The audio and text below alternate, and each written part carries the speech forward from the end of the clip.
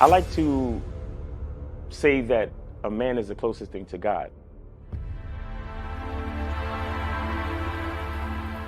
No matter what's going on, we have to rise consistently every day, and we have to provide consistently every day. We have to serve consistently every day. He has to have a code. He has to have certain things he's going to say and do, and he means it. You know, when I was coming up, if a man said something, that was his word was bond. For some guys, they're invisible to women. In order for them to stop complaining, they just really have to step up their game, meaning they have to step up their strategy. They have to become a more attractive guy. So the reason why so many guys are sexless is because they don't have any game. Weak men need to be purged. And what I mean by that is that there was a time where only the strongest men had valuable things. Anybody that's been out here in the last 10 years, it's easier to get sex than it is to make $100. Basically put yourself in a position and they throwing it to you. So I think, again, weak men have risen up and they have a voice and they spew their shit onto other weak men and they fall for it. And it's this whole victimhood thing.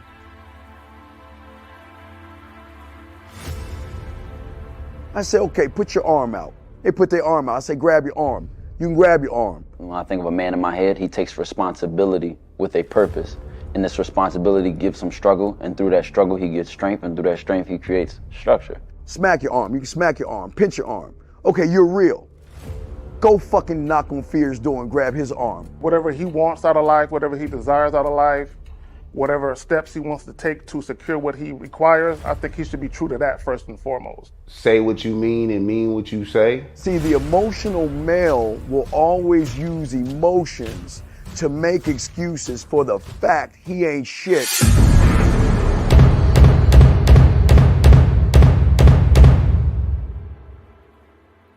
You gotta be ready to go the distance behind what you believe in. You know what I'm saying?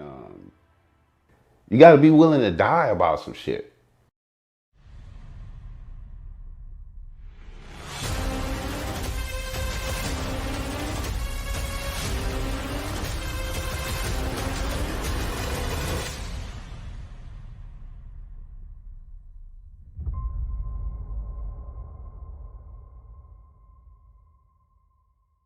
Still ain't getting women? Really? Come on, son. You need to go to badboymembership.com and step up your game. What's up, y'all? It's your boy, Mr. Locario, the bad boy of the dating game, and I'm telling you that if you really want to attract beautiful women, you need to go to badboymembership.com. This is where you get 45 through 90-minute step-by-step dating advice tutorials every month. Just sign up, follow the advice, and you'll get the women you want. Go to badboymembership.com. That's badboymembership.com. It's your boy, Mr. Locario, the bad boy of the dating game, and I want to tell you about my documentary, Game Kings, The Definition of Game, starring myself, the Boss Mac Top Soil, Rosebud, Ron Wills, Miles Cunningham, and much more. In this documentary, you're going to learn about confidence, manhood, attracting women, and the definition of the game. To get this documentary, go to MrLocario.com.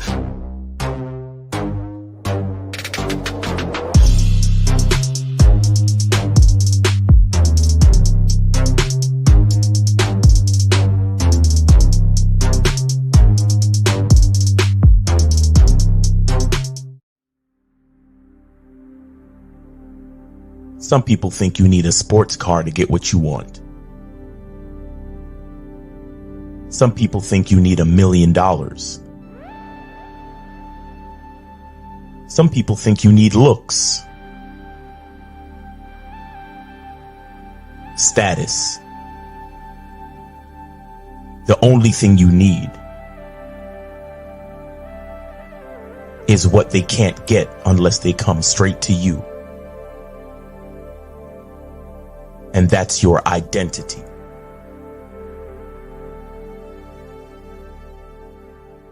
Join the Masculine Identity membership today.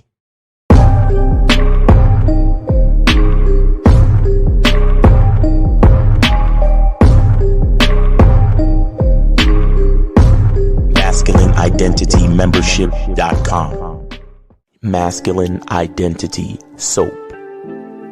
This luxurious, quality, high lather, high moisturizing, all natural bar soap has been handcrafted with care and consistency to provide a quality cleansing experience for self-care, focus, and productivity, specially formulated for cold showers.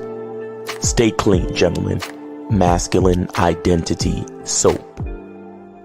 Click the link below and get your tickets to the Game Kings 2, The Definition of a Man documentary screening that's going to be held in Miami on October 26th, 2024. You'll be the first to watch the documentary, and then after the documentary, you'll be able to participate in a question and answer session with the Game Kings live. Space is limited, so click the link below and get your tickets now. Yo, we here. We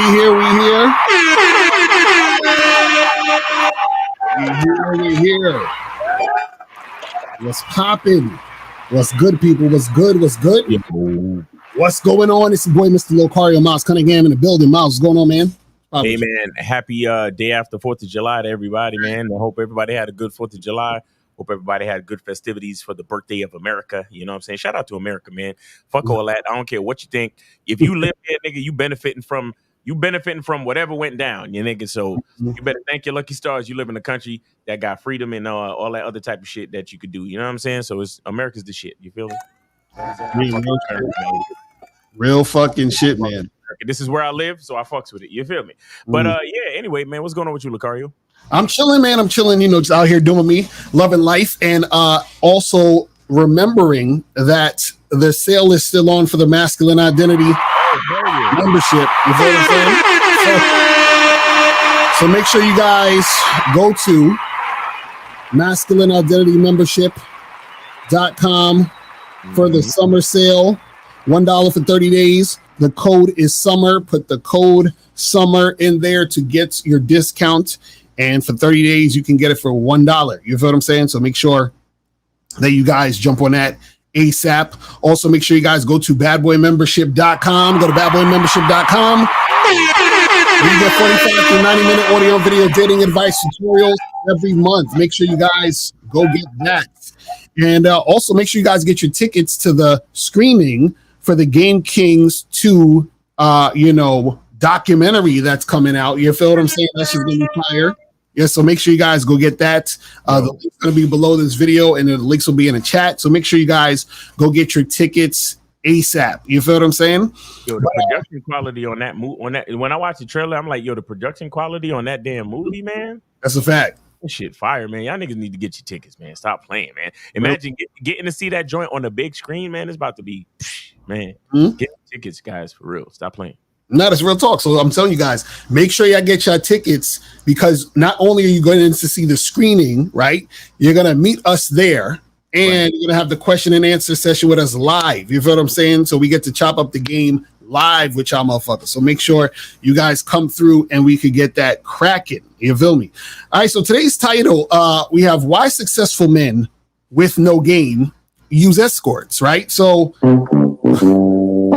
thought this was funny was because a lot of times when it comes to the game, a lot of guys think that, once they get successful, that's when they'll be able to get women. That's usually the narrative. Once I get my money up, once I'm able to succeed, once I'm successful, that's when all the bitches are going to come. Everything's going to work out perfectly for me. You have some guys on the internet, they'll say shit like, oh, don't worry about your 20s. Just on your 20s, focus on yourself. And by the time you're 35, you'll be successful and women will want you. So you just got to wait 10 years and then you'll start to get the women you want once you're successful, right?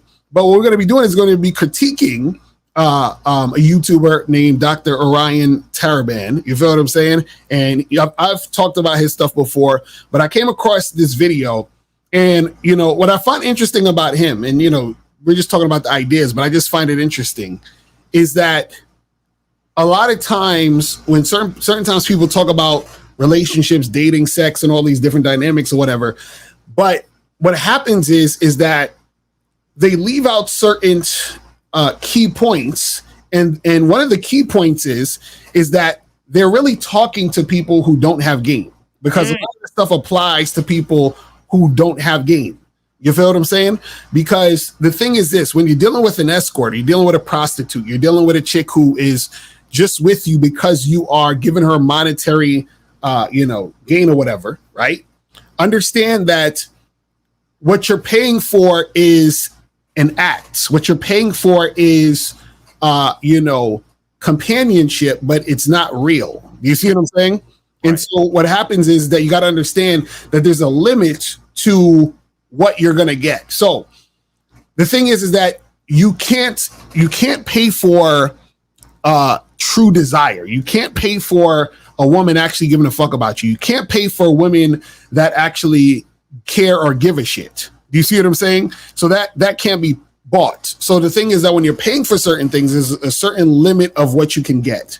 So what you do is you get sort of the illusion, or you get the sort of like plaything of what you're really trying to get. You're not really getting the real thing. You're getting the fucking surface level type of shit that makes you think you're getting the thing you really want. Because the thing you really want is actual desire. The thing you really want is a chick who actually wants to fuck with you. The thing you really want is a chick who actually gives a shit and who actually wants to do the things you're doing. The problem is that when you have no game, you have to result to escorts, prostitutes, going overseas, doing a lot of other extra shit. But Miles, what's your thoughts on this type of shit though? Before we get into the part that you were talking about, as far as a lot of these guys are talking to guys with no game. I mean that's really that's exactly what it is. And see, it's highly critical because a lot of these dudes, they are guys with no game talking to guys with no game. Right, exactly. You understand? It's a situation of the blind leading the blind. Right. You understand? Because a lot of these dudes, all they have is statistics all they have is statistics and information on why the average guy can't succeed. Mm-hmm. Right? All they have is statistics and facts and anecdotes that explains why men are unsuccessful with women, and why female nature is this, and why women do that, and why it doesn't work out in your favor, and there's no light at the end of the tunnel, and you got to be careful, and you got to be this, and you understand? It's like a lot of fear mongering. Mm-hmm. You understand? And and the thing is this: it's like a lot of these guys are better salesmen than us, right? Because they look at the pain points of the guys with no game, and then they sell them a dream, right? You understand? They either kill them with fear, or they sell them a dream. Well, I know you're scared. I know that that nothing's gonna work for you. But look, if you get on my program and do this, then that's gonna happen for you. But when you come over here, we tell you that, bro, nothing ain't gonna happen to you until you do this, this, and this. Right, exactly. And yes, you have to put in work. And yes, even after you get on our program, you still got to put in the work. You still got to follow the steps of the game. You still got to apply it in real life. You still got to put in work. There's no magic trick to this. Right. Then we ain't selling you no dream. And that's why I know that they are better salesmen than us. Mm-hmm. A real good salesman would make the lie sound so good that the truth look like shit. Exactly. Right. Right. But when we come and tell niggas the truth, everybody want to look at us like we don't know what the fuck we talking about, and we ain't shit. Mm-hmm. You know what I'm saying? So that's the part that really gets me. These guys with no game are talking to guys with no game, and it's the blind leading the blind, and then either they're good salesmen or they're just fear mongers. Right. But either way, it only perpetuates the lowest part of each man. Mm-hmm.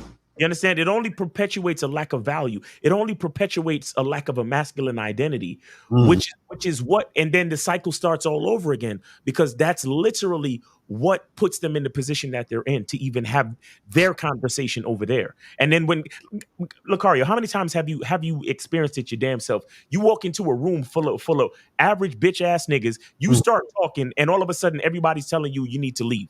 Exactly. Right. You start talking and everybody's telling you what a fucking asshole you are. Right. Exactly. You see what I'm saying? Mm-hmm. But what you're saying, and then you might have one or two niggas in the room that after you leave, They run out the spot behind you, be like, yo, you talk some real shit though, bro. yo, fuck them niggas, you talk some real shit, man. Yo, how can I get on your, how can I subscribe to your newsletter? Right. You see what I'm saying? Because what the truth is not for everybody. Right. Yeah, but and then on top of that, you got these niggas. They come to our channel and they pick and choose what they want from us like a buffet, and then they try to repackage it to other motherfuckers. Right. Oh, I'm gonna show y'all what that is in a minute too. I'm gonna show y'all in the next video too. I was like, what? These niggas is wild, bro. Crazy. But let's get into what this first video real quick. Let me share the screen. So the title of his video is actually called "Why Successful Men Use Escorts." You feel what I'm saying? And let me blow this up a little bit. So it's titled "Why Successful Men Use Escorts: What the Rich and the Beautiful Have in Common." Okay, so let's blow this up and let's see what he's talking about here. So I'm gonna start it, stop it. We're gonna get into this and we're gonna go through what he's talking about, so you guys see what we're saying here. All right, so let's make this happen. Here we go. Ryan Taraban, and this is Psych Hacks, Better Living Through Psychology. And the topic of today's short talk is why successful men use escorts. This is the first part in a 3-part series on this subject. So you'll need to be patient to hear the whole story. I'm going to begin this talk by explicitly stating this is not an endorsement for prostitution. Personally, I have never hired an escort or a prostitute in my life. And to be honest, when I was younger, I used to be very judgmental with respect to the men who did. In so many words, I thought such men must be losers who, for whatever reason, couldn't otherwise get access to women unless they paid for it. Now, let me stop right there. What I will say is this, is that most guys who use escorts and prostitutes and all of that usually are guys who don't have game, which is why they have to. And keyword is have to, because if they don't, they're not going to get any sex, right? Then you have the guys who might use an escort or a prostitute who could get sex without an escort and a prostitute, right? But it's a time issue, so they just do it in that manner. Now, what happens is that in those particular situations, right, it doesn't necessarily mean the guy doesn't have game because he could get it without it. But then you have on the flip side the guys who do it because they actually have to do the shit. You feel what I'm saying? So it all depends on the particular situation. So I'm not going to go full throttle and say, man, if a dude is using an escort in all situations, that he ain't got no game. Like that would be, you know what I'm saying? like disingenuous. You feel what I'm saying? Right. So let's continue. And while I'm sure there are some unattractive or even some revolting men who use prostitutes for this reason, I actually don't believe they constitute the majority of an escort's clients. In fact, I've since radically changed my opinion of these men, in part due to numerous conversations I've had with men who have used escorts, and in part due to my own experiences in the sexual marketplace as I've become more successful. I hate when niggas say sexual marketplace and sexual market value, but anyway. That I endorse the use of escorts, I can certainly understand it. The talk is specifically addressed to women to help them comprehend the types of problems you. Now he's saying the talk is about women, but he's gonna say a lot of shit about guys, and he's gonna expose why these dudes ain't got no fucking game. But we're gonna get into that as the thing goes in. Unique to highly successful men who are presumably the kind of men they would most like to target for a long-term relationship. By understanding how the economics of dating change as a function of success, women can better position themselves to secure the type of men with whom they most want to mate and date, provided they, like me, can move past the reflexive judgment they may carry with respect to the topic under consideration. Let's get to it. The fact of the matter is, regardless of whether you're a man or a woman, the higher your normalized sexual marketplace value, the more traditional dating becomes increasingly expensive. All right, let me stop right there. So let's rephrase that and not in nerd talk. So yeah, I'm trying to. So he said the higher your sexual market value, the harder traditional dating becomes, right? And so what he's trying to say for the guys is like, and this is where he's already fucking up. He's equating the value you are sexually to the fact that you're successful. That's basically what he's trying to say already. So he's already fucking up. Your success has nothing to do with how sexually attractive and sexually appealing you are. Your success makes you appealing based on resources. So you're attractive because you have resources. That is not the same as being attractive because you're sexually attractive. That's already he's, you know, and this is what I'm saying where, see, guys make the mistake and think because they have access to a woman, that means that the woman is actually interested in them sexually, because guys are thinking simple-minded. They think if I talk to a woman or interact with a woman, I want to fuck her. So if a woman is interacting with me, that must mean she wants to fuck me. So now that I have money and I'm able to get these women, but they're just using me for my money, then I'm assuming they want to fuck me because I have the money. Now they will fuck you if you have the money, but that doesn't mean they want to fuck you because you have the money. That's the part that these guys get twisted. They think that them getting access to it equates to the woman desiring them sexually. You see what I'm saying? And that's the problem with a lot of these guys out here. Unfortunately, when you don't have game, this is how you think. You see what I mean? But yeah, that's what it is. We can continue. And he also says something about it. Dating becomes more expensive. Right. Yeah. And he's gonna show it in a minute. That's also you're gonna be like, what the fuck? Let's continue. In fact, the most attractive women and the most successful men often end up pricing themselves out of the dating market. This is why, for example, it's probably best for a woman to be like an 8.5. If you're an 8.5, you're definitely attractive enough to get plenty of attention and preferential treatment. However, because you're not like a world-class beauty, you actually avoid a lot of the downsides and liabilities associated with being fabulously attractive. These are problems that less attractive women don't even know exist and never have to deal with. They might roll their eyes at this suite of problems and say, oh, poor baby, can't handle being beautiful. I wish I had her problems. But frankly, that's really an envy reaction. The problems of really beautiful women are real problems. They're not problems of survival, but if we're honest, neither are the problems that their haters are contending with. Beautiful women receive little to no sympathy for their difficulties, not because they're difficult. I want to know what the difficulties of beautiful women are. That's what I would love to know, but difficulties aren't real, but because there are so few other people who have experienced them. The same thing holds true for men. The sweet spot for being a man is probably earning high 6, low 7 figures a year. That is more than enough to provide a comfortable and enjoyable lifestyle for yourself and your family. Anything more than that, and men start to deal with a suite of problems that less successful men don't even know exist and never have to deal with. And if anyone garners more unearned hatred than the beautiful, it's the wealthy. People scoff at the champagne problems of the rich, but the problems of really successful men are real problems. And these men experience even less sympathy for their difficulties than beautiful women do, not because their difficulties aren't real, but because there are so few other people who have experienced them.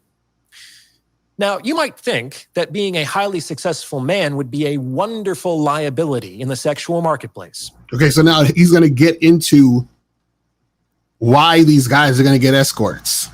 You understand? I'm going to just play this shit. It's hilarious. And you would be correct. After all, if a man has wealth and status and fame, he typically enjoys very good optionality with women.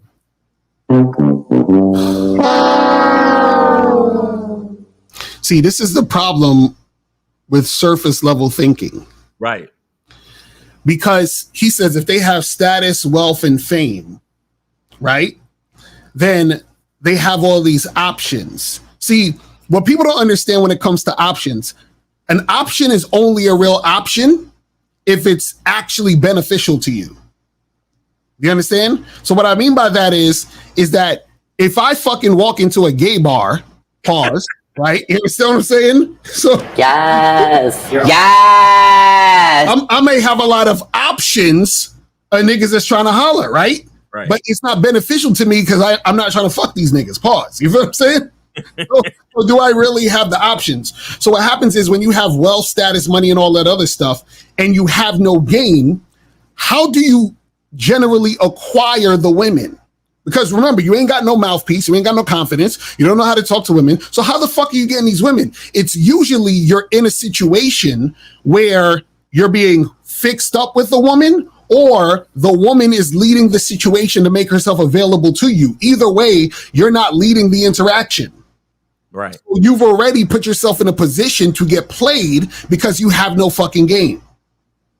So even though it seems like you have options, what happens is the options you have are mostly women who are dealing with you for resources, women who don't respect you, women who are only going to use you to wine and dine them, and women who are going to basically string you along until, whenever and make that shit happen on that end.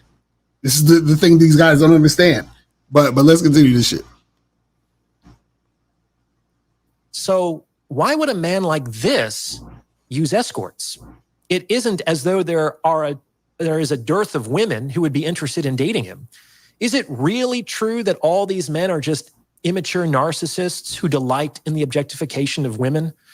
Or might there be another explanation for this not uncommon behavior among this particular demographic?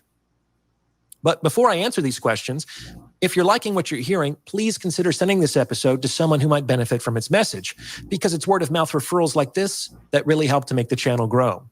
You can also hit the thanks button and tip me in proportion to the value you feel you've derived from this episode. I'm proud to announce that my book, The Value of Others, is now available for pre-sale on Amazon. It'll be released in just a few days. Well, shout out to Doctor for coming out with the book. So we're not just here critiquing niggas. You know what I'm saying? We still giving niggas some promotion. Every little bit helps. So fuck it. Let's continue. So take action now to get your hands on it. I'm also writing original content for my free weekly newsletter. If you'd like to sign up, you can do so on my website. Finally, please fill out an inquiry form on my website if you're interested in booking a paid consultation. The links to everything I just talked about are in the description below. So check them out. All right, let's get back to it. The reason why so many of these top-tier men use prostitutes is because it becomes prohibitively expensive to date traditionally once you cross a certain point. All right, now he's going to get into the bullshit. He's going to get into the bullshit. He's going to get into the... Just be prepared. This is where the bullshit starts. Okay. Let's examine why this might be the case. One of my good friends is a corporate lawyer, and he bills his time at $1,300 an hour. Now, that may sound like a lot, but it's kind of the going rate for a partner at a top-tier law firm. By the same token, there are folks in my space online who charge $2,000 to $3,000 an hour for a consultation. And then you get into the rarefied realm of bank presidents, celebrities, tycoons, and professional athletes who can easily command tens of thousands of dollars or more for an hour of their time. However, to make this talk more accessible, let's just use the lawyer's rate as the standard of measurement. So let's assume a man is making $1,300 an hour, like my friend. In the traditional dating pipeline, what would be expected of him? Well, first, he'd have to spend some time making something happen. Maybe he has to go out to a bar on a Saturday night and rizz up a girl. And this... He said rizz up a girl. You see? The terminology already. Well, let's continue. This is hardly a sure thing, even at the local meat market. So he'll have to have the energy and the emotional resilience to deal with the rejection that inevitably stands between him and an actual prospect. Oh, Let me stop right there. See, this is the issue with a lot of guys when they think about getting escorts, paying for pussy, and all this other stuff, right? Is that, and we'll take the call in a second, is this. You still, even if you're trying to get an escort, hold on, caller, we're gonna get you in a second. Even if you're trying to get an escort or a prostitute, you still have to quote unquote rizz up the chick, because just because a woman's an escort or a prostitute doesn't mean that she has to take you on. You see what I'm saying? So you can meet a woman who does that type of work and she can still reject your offer. Doesn't mean that you're automatically going to get the girl. She can still say she's not interested in dealing with you because she may think you're a weirdo or whatever it is like that, and she's not really interested in dealing with you, and she'll get with somebody else. But we can take the call real quick. Let's go. 216, you're on live with Lakari Miles. Name, age, city, and where did you send your support for the show? Yes, my name is Derek. I'm 30 years old. I'm from Cleveland, Ohio, and I sent $5 to Lucario PayPal. You said PayPal? PayPal. He said PayPal. All right, I got you. Appreciate it. So what's going on with you? All right, so I have a question. The question came from last night's show about, you was talking to some guy, make sure you don't want to psychologically paralyze the sex or what? Yeah, sex. So I almost make sure for myself, even though I know I like women, and I express sexual too. I want to make sure I'm not pedestalizing her subconsciously. You think you can break that down for me so I can make sure I'm not doing it? So wait, so what are you doing? What are you doing specifically? Well, that's the thing. I don't know because when I'm talking to him, I want to make sure that I'm like, okay, all right, what I'm doing. Okay, so I'm just approaching him, saying, hey, you look sexy as hell. And then next, she give me a little bit of playback, and I start going along with it. You know what I'm saying? Going along with trying to make it more flirtatious, but make sure that she's not leading it while I'm trying to hit on her. You know what I'm saying? Because girls get hit on every day.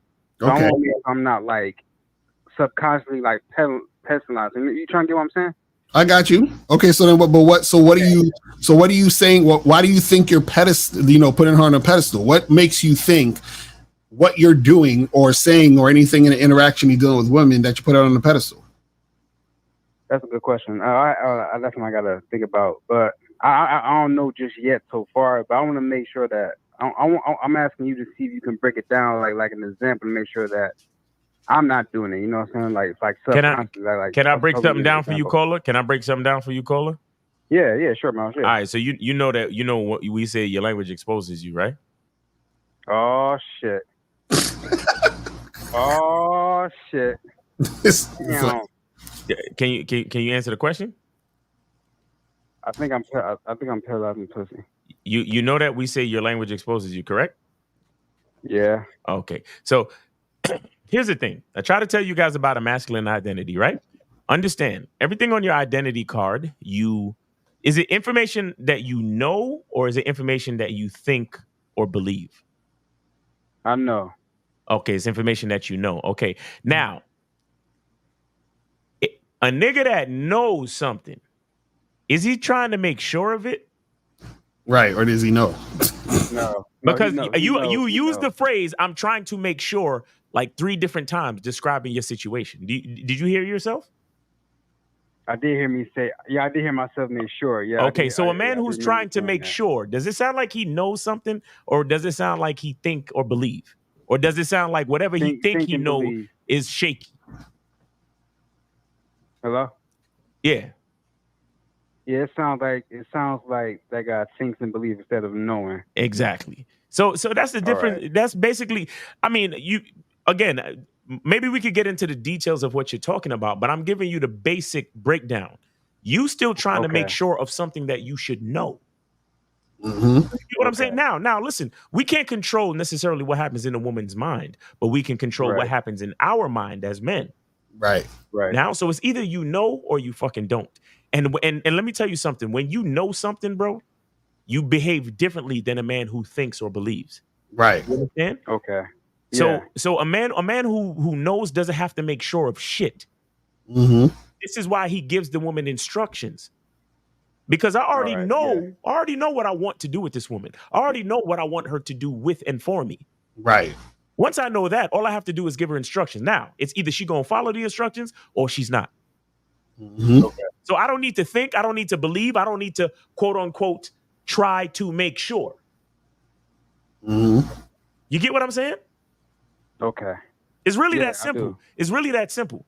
Again, the woman that you're dealing with, it's either she's falling in line or she's not, bro. That's it. Okay. So this pedalizes myself subconsciously and mentally, this all the time, always about me, basically, right? It's how could it ever be about anybody else? Are you living anyone else's life, or is anyone else living yours? Right. No, I'm living my own life. Exactly. So how could it ever be about anyone else, bro? Even when you're dealing with a chick, how could it even be about her? Right. It's not about her. Right. It's not about her. It's about you. So this is what I'm saying. Stop trying to make sure and figure out how to know. Okay. Stop trying to make sure and figure out how to know. Until you really know, it really doesn't fucking matter. Okay. You understand? Again, this goes back to how you move as a man, bro. I'm telling you, like simple example. A man who knows doesn't ask his wife, "Hey babe, what do you want to eat tonight?" No, he tells her, "I got a spot, be ready by this time," and that's that. Right. Okay. You see what I'm saying? A man who knows, he just moves differently, right? Because his thoughts, his words, and his actions are in line. Because he's sure of everything that comes from him. Because he understands his value and he understands his masculine identity. Mm-hmm. Facts. Yeah, I understand. Yeah. Okay. All right, man. All right, brother. We appreciate the call, man. Yeah. All right, man. All right. Okay. All right. Well, I'm gonna sit back and enjoy the show, take notes, and try to be better. All right. And Lucario, I will get coaching, man. I will get coaching. I appreciate the show, man. All right, respect. Yes, sir. Appreciate you, brother. Thanks for calling. Yeah. All right. So you want to get back to the joint? Yes. So we good on the calls? Yeah, we're good. Okay. Oh my God. All right. So we got 715-715. You're on live with Lucario Miles. Name, age, city, and where did you send your support for the show? Name's Mutabazi. Thanks. Got you on the PayPal. Thanks for the 10. All right, let's go. So what's going on with you, man? What's going on, buddy? No, I just called in to send my appreciation to you guys. I turned 25 on Sunday, and I was just reflecting on my life, this past year. And I just want to say I'm sending my gratitude to you guys for, I've been listening to you guys for over a year now, and my mindset has changed, and looking forward to making it better. All right, that's great. Next year, so. That's great, man. Appreciate that. That's what's up, man. Happy birthday and all that. You feel what I'm saying? Real talk. That's what's up. We appreciate it, man. Yes, sir. Appreciate you, brother. And, all right. Any questions at all, or you just wanted to say that real quick? No, I just wanted to say my appreciation. That's it. All right, I appreciate you, brother. Thanks for listening to us, and thanks for using the information to improve and better your life, man. Because that's the only thing we do this for, man. All right, absolutely. All right, man. Take it easy, man. Thanks for the call. All right, respect. All right, so we good on calls? All right, cool. So let's continue this. All right, here we go. Or he'll have to spend time creating a dating profile on an app that won't land him in the invisible 90% functionally ignored by all women. You see how he went from, so he said he'd have to make a dating app that's going to get him ignored by 90% of the women on the app. Notice every time when they talk about what you have to do, they go to the negative. You see what I'm saying? That's what he's talking about. They go to the negative of, oh, well, you're gonna fail, so this is why you shouldn't do it this way, or this is why you can't do it that way. You see what I'm saying? That's the number one issue with a lot of this stuff. It's always going to be this doom and gloom of, oh, well, don't do it this way, because if you do it this way, you're going to lose. You see what I'm saying? But let's continue. And swiping on hundreds of accounts in order to get some matches. Either way, once he succeeds in getting a number, he'll need to spend more time playing the text game. You see what I'm saying?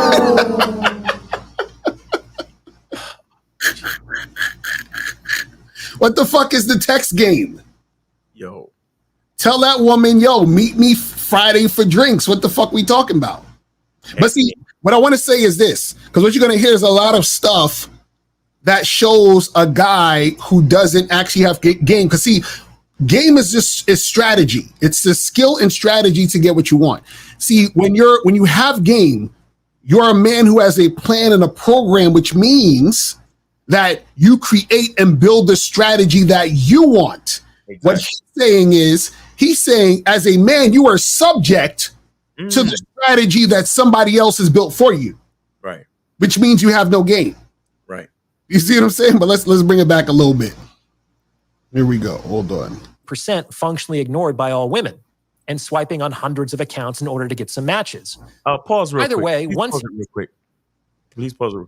I want to listen, and I've mentioned this before, but I don't think. Oh shit! All right, so we got 929. Go ahead, man. Get 929. I hope I can remember my point when I'm done. Say it real quick because you're gonna forget. Hold on, 929. Go ahead. No, hold on one second. I just want to remind and reiterate, guys, that if you notice, this dude is reading a script that he wrote. Mm-hmm. I keep reiterating to you guys that everything, like when y'all listen to us and y'all watch us, everything we say is pretty much off the dome. Mm-hmm. Because once you understand the rules of the game, you understand how, even no matter what question y'all call in to ask, we're gonna bring it right back to the game. Exactly. This nigga needs a script because he has an agenda in what he's trying to portray. Right. And this is the difference between us and these other niggas, bro. This is the difference between us and these other cats on the internet. They have an agenda they're trying to portray, so they have to write it in a script because they understand they need to shape the thoughts in a certain way to get to the weak-minded dudes that they talking to. Right. You see what I'm saying? When we speak for ourselves. If you get it, then game recognize game, and so be it. That's why we speak off the dome, but we don't write no script. We come up with a topic and we just chop it up off the dome. I just want y'all to realize the difference between us and them, because they're not like us. They're not like us. Facts. Shout out to Kendrick. But caller, what's going on? What's poppin'? Where'd you send your donation? 929. Name a city and where'd you send your support for the show? 929. Going once. 929. What's going on? Can you hear me? Yo, do you have us on speaker or Bluetooth or some shit? All right, so 646. You are on live with Lucario and Miles. Name, age, city, and where did you send your support for the show? Oh shit! Hey, yo, Sean, it's ready, right? Yo, words for my bad. Sean. I thought today was Sunday, my nigga. Oh, words yeah. For, yo, I'm gonna call y'all niggas back Sunday. I gotta tell y'all, Sean. I'm gonna call y'all niggas Sunday, Sean. All right, Sean. Yo, thanks for your call, Sean. I talked to you on Sunday, Sean. Oh God, Sean. All right, so we good on the calls right now? Yeah, we good on calls unless 929 won't call back. But guys, I want y'all to pay attention to his eyes. He's reading something. Right. He's reading something that he wrote. Or somebody wrote. Who you can't tell with these niggas, bro. Right. You can't tell with these niggas because you don't know if it's some fucking, elite people who trying to reduce, do population control to keep women and men at odds with each other to reduce the population, or to make men go their own way and end up being that other way, or whatever it is. You get what I'm saying? Mm-hmm. His eyes, he's reading, and I know y'all can't see my eyes, but Miles, we can't see your eyes. You be wearing shades in the house. We don't know if you reading something. Well, nigga, I ain't reading shit. And look at Lucario's eyes. You know Lucario ain't reading shit. Exactly. And we go off the cuff when motherfuckers call in. You know what I'm saying? So you know how that is. No, that's a fact. But let's continue this shit. If he succeeds in getting a number, he'll need to spend more time playing the text game in order to help the woman feel sufficiently. Yeah, I can see his eyes. You see what I'm saying? Like he has probably bullet points or some shit or whatever. Crazy, hilarious. Safe and wait. Hold on. Let's back up real quick. He said they need to do the text game to do what? Hold on. Ignored by all women and swiping on hundreds of accounts in order to get some matches. Either way, once he succeeds in getting a number, he'll need to spend more time playing the text game in order to help the woman feel sufficiently safe. You see what I'm saying? Guys, I've told you this a bazillion. You do not. It is not your job to make a woman feel safe. Right. It is your job to be yourself, attract the women who are attracted to you, and they will automatically feel safe in your presence because they're attracted to you. You understand? When women say shit like, I can't meet you at this coffee shop in broad daylight at 2 p.m. because I don't feel safe, they're basically saying, talk to me on the app or on the phone more so I can get some of your non-sexual attention. That safe shit is not the thing. See, it's not like you said, hey, meet me in an alleyway 2 a.m. in the morning in this dark fucking alley. And no, you're saying meet me 2 p.m. for coffee in front of everybody. Right. And so that safe shit is a lot of times her giving an excuse to get more attention out of you. Do you understand what I'm saying? Because what you guys gotta understand, when you're on these dating apps and you're setting up a date or whatever, when a woman is interested in seeing you, she don't need to even talk to you. You just tell her, hey, meet me at this day. You confirm the day and she meets you. What are we talking about? Bro. But see, you would need to have game and actually experience to understand it. But this is what I'm saying. It's crazy. Niggas ask me that shit all the time. Wait, so you don't text her during the week? Wait, so how do you see? There's so many things to that, because a lot of the reason why y'all niggas think y'all gotta text a chick the whole fucking week before the date is because number one, you're afraid she might lose interest and go with someone else. But check this out: when you got game, knowledge, yourself, and confidence, you don't care. Exactly. You don't care. So all I need to tell you is Thursday, 7 p.m. This is the location, and that's it. If you end up changing your mind, then that's on you. I have nothing to do with that, and it doesn't faze me either way. These niggas, hey, good morning, beautiful, and blah blah blah. What'd you eat today? And blah. What? I'm not. You don't deserve that type of time from me. I don't know you. Exactly. I don't know you, but a lot of these cats, again, they don't understand their value, so they give so much to the female, and then that is exactly the type of energy that will have the chick flake on you, because she fucking sucked all the energy from you all week. Exactly. From you texting her so much. Mm-hmm.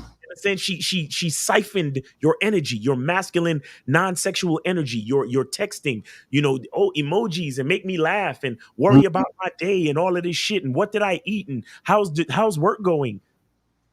How was your day? And bro, how was your day? Do you know the type of how was your day? Do you know how was your day? When a man asks a woman how was your day, do you know how serious that is? Exactly.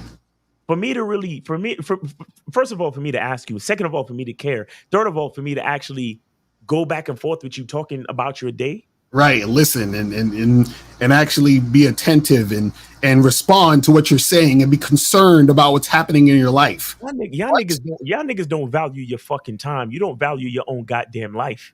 Mm-hmm. You want to give a perfect stranger the how was your day talk? Crazy. Y'all niggas, y'all niggas. When a woman gets all of that from you, she doesn't need to see you Friday. Exactly. Exactly. When she gets all of that from you Monday, Tuesday, Wednesday, Thursday, she does not need to see you on Friday because she literally got everything she wanted from you. Exactly. You stupid. You're like, that's what, man. Because the fact that you even are engaging with her, and usually it's guys will do it automatically, but sometimes it's upon her request that you have this conversation. You feel what I'm saying? And then so what happens is that y'all motherfuckers already are in a situation where you're following her lead and playing her game. Because most of you guys who talk to the women, y'all don't even want to talk to them. So why are you talking to them? Because you think she wants you to, which means you're playing her game. You know what I'm saying? See, like you said, you have to play the text game to make her feel, somewhat comfortable. Safe, right. So I'm saying this shit crazy. Let's continue. Some matches. Either way, once he succeeds in getting a number, he'll need to spend more time playing the text game in order to help the woman feel sufficiently safe and sufficiently attracted, which is not an easy balance. He says sufficiently attractive, so now you gotta talk to the. Come on, man. Let's take the call real quick. We got 202. You're on live with Lakari and Miles. Name, age, city. Where did you send your support for the show? Oh, good afternoon, Stefan. I live in Maryland, and I'm 30. I sent it to both of you, Mr. Lucario, and you as well, Miles. All right. Okay, got you. Appreciate it. Real quick, I'll probably call in also along with Ready Rock on Sunday to ask a question, but okay. I was just saying pretty much it was just super funny. Shout out to Miles. I sent in the text stream. I actually did charge a young lady today within the first minute. I pulled out the chair for her to sit at the bar. Right. And then she got up from the bar, walked over to the table, said, I don't want to sit here. I'm sitting at the table. Right. So I shook her hand and I told her, take care, all the best. Oh, my God. But I was like, I never thought I'd have to. My nigga. I love it. My nigga. Oh, and then to Miles, she looked good. Right. You know, she looked good because I met her in the street earlier that week to pick up the number. Right. But you know what I mean? You got to move based on, as you all were saying, you got to stand on your square. So just had to shout out to Miles. I never thought that I'd have to be in that situation too. Nah, real talk, bro. Real talk. You pulled out the chair, you invited her to the spot, and now she wanna act like she wanna run the show. It don't work that way, bro. See, there was a wise man named Kenneth Lamar who said, sometimes you got to pop out and show niggas. You feel what I'm saying? I'm telling you. Bitches too. Sometimes you got to pop out and show bitches. Like yo, I'm just curious. What was her expression? Like, how did she respond to you charging her immediately after she wouldn't sit down? Actually, so she was at first shocked, and I guess the spot that I had picked, is somewhere that she had gone to often. So I guess she knew the people there, so she probably even felt a little bit worse about the situation. Right. Because immediately she texted me, "What did I do? What was wrong?" And I was like, "Look, we're not matched." She's like, I'm like, "I don't even owe you an explanation." Right. I just told her it was based on her behavior. We're just not going to connect. So all the best, Wow. And see, I love it. That's some man shit right there. That's man shit right there. I love it. And listen, and you see, the thing is, notice she didn't even know what she did wrong. Right. Guys, listen. Look, oh my God. This is a great example of a red flag showing itself. And if it goes unchecked, that will be how your relationship will be moving forward. Mm-hmm. You see what I'm saying? Because bro, you invite a woman out, you pull out a chair for her to sit. She literally goes, how the fuck does that even work? Mm-hmm. I invite you to a place. Hey, what's up? How you doing? Good to meet you. Blah, blah, blah. You look great. Oh, you smell good. All right. Let me pull out this chair. Yeah, you have a seat right here. And she just walks to another area of the place how does that work? A man pulls out a chair for a woman and she just walks to another place in the venue? Mm-hmm. Crazy. No, I want to sit over here. What? That doesn't make any sense to me, bro. And then see, she doesn't think, and this is why it's so important, guys, because she doesn't think she did anything wrong. However, her thinking she didn't do anything wrong means that not only did she not do anything wrong, but this is how it's supposed to be and how it's going to be moving forward. Mm-hmm. Do you understand that? So if you had actually capitulated to what she wanted and just went over there and sat where she wanted to sit, that would have, let's just say for whatever reason, let's fast forward the clock a couple months and y'all got into a relationship. That's the relationship, bro. Mm-hmm. You pulling out chairs and her just going over to sit wherever the fuck she want to sit because she doesn't give a fuck about what you want, what you say, your leadership, nothing. Like your masculinity means absolutely nothing to her. If your masculinity, your leadership means nothing to a woman, you should not be with that woman. Exactly. And that is 100%. And guys, I'm telling you, everything starts as a fucking snowflake, but as it starts rolling down the hill, it turns into a goddamn boulder of ice. Right. Real talk. Man, guys, we can't miss these red flags. When the chick don't want to listen, you got to leave her where she stands because it's not going to end well for you at all. Right. And bro, and the fact that you said she probably don't think, no. The fact that she texted you and said, what was the matter? Like the fact that she don't have no idea what she did wrong, that's crazy, bro. Mm-hmm.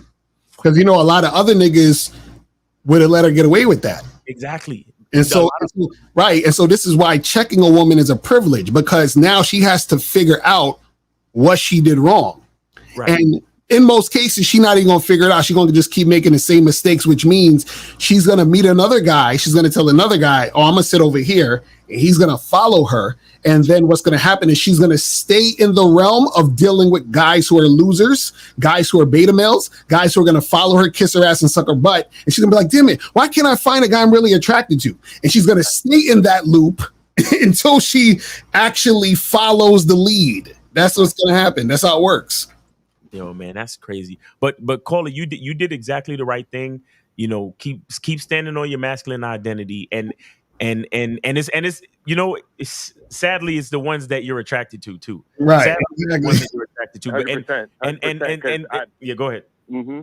No, I mean I was gonna say because from a physical standpoint, the body was was wild. Like, Yes. I peeped her when I was just walking. I was in downtown Silver Spring. Yeah. Peeped her, went up, talked, and made the date. Thought everything was cool, but did the confirmation like Miss Lucario said day before. But yeah, came out and it was just 1 minute in, I was out. 1 minute in. See, that's standing on business. Because that's the test right there. The test is, yo, she looked good too, but fuck it, I got to stand on my shit. That's man shit right there, where it's like, yo, because what happened is that you chose yourself over the woman, which is how it's always supposed to be. Always. That's how it happens. That's how it works. You see what I'm saying? Yeah. So yeah, man, that's the game in real time applied, man. So shout out to you, man. Congratulations to you, brother. Facts. Yeah, I appreciate it. Just had to call out and say that because I know you talked about it. I never thought it would be me, but it definitely happened. So that's just how it goes. That's what's up, man. All right, take it easy, brother. And look, look, and what do we know? We know that we can talk to women. We know that we can attract another date. We know it's possible because we've done it. So there's nothing to worry about. There's nothing to feel sad about or, oh man, these women out here, bro. Just just replicate what you did. It's nothing. You get what I'm saying? A whole other one that's just as bad or even hotter, and it's going to be more cooperative, and it's going to be what it is going to be. You know what I'm saying? Exactly. All right. Yeah. I appreciate it. All right, man. Take it easy, bro. Peace. Yes, sir. Sometimes it fills me with a lot of humble pride. Right. There's actually some dudes out here that get it, bro. Real motherfuckers out there. That's what I'm talking about. Some real motherfuckers. Because the Sims would have been like, but bro, you should have made her comfortable, man. You got to build rapport. You left pussy on the table, bro. You got to build rapport and get her comfortable and make her feel safe and attracted, like the doctor said. But let's continue with this shit. Hold on, this is crazy. All right, here we go. Balance to strike to meet up for an actual date. Of course, he'll be expected to plan the date, which will almost certainly occur at some neutral location as opposed to his house, several days. You see how he makes it sound like you're just subject to, like someone has written a blueprint that you just have to follow. He's like, oh, you're and the way he said, well, he has to plan the date. Nigga, you should want to plan the date. What the fuck you mean? He make it sound like a burden, like, oh, he needs to just plan. He's gonna have to plan it. Nigga, you should want to plan the date. What are you talking about? You know what I'm saying? Like, it's crazy. But let's continue. Or even weeks out. On the date, he'll be expected to cover all the expenses, but as we'll see, this is the most inexpensive part of dating for him. The meeting itself will probably last 2, maybe 3 hours. What?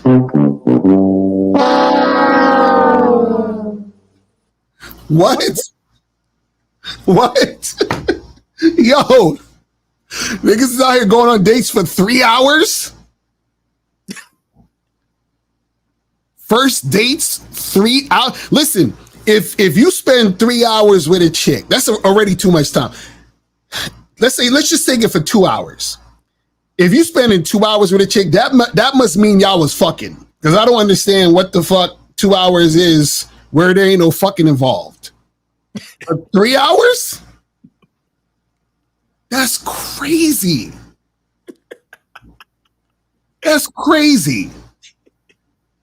I'm like, man, these motherfuckers out here is wild. But again, it's this thing where guys feel like they're subject to, what society has told them or whatever, I guess. You feel what I'm saying? I don't know what the fuck these guys talk about, but let's continue. With potentially an hour of commuting to and from the location. What? Nigga.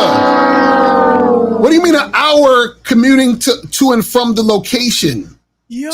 So the date is 3 hours and 2 hours on top of that going and coming. So about 5 hours. Yo, what are we talking, nigga? Tell the chick to come to your spot, or I should say, tell the chick to come to a place near your spot. Right.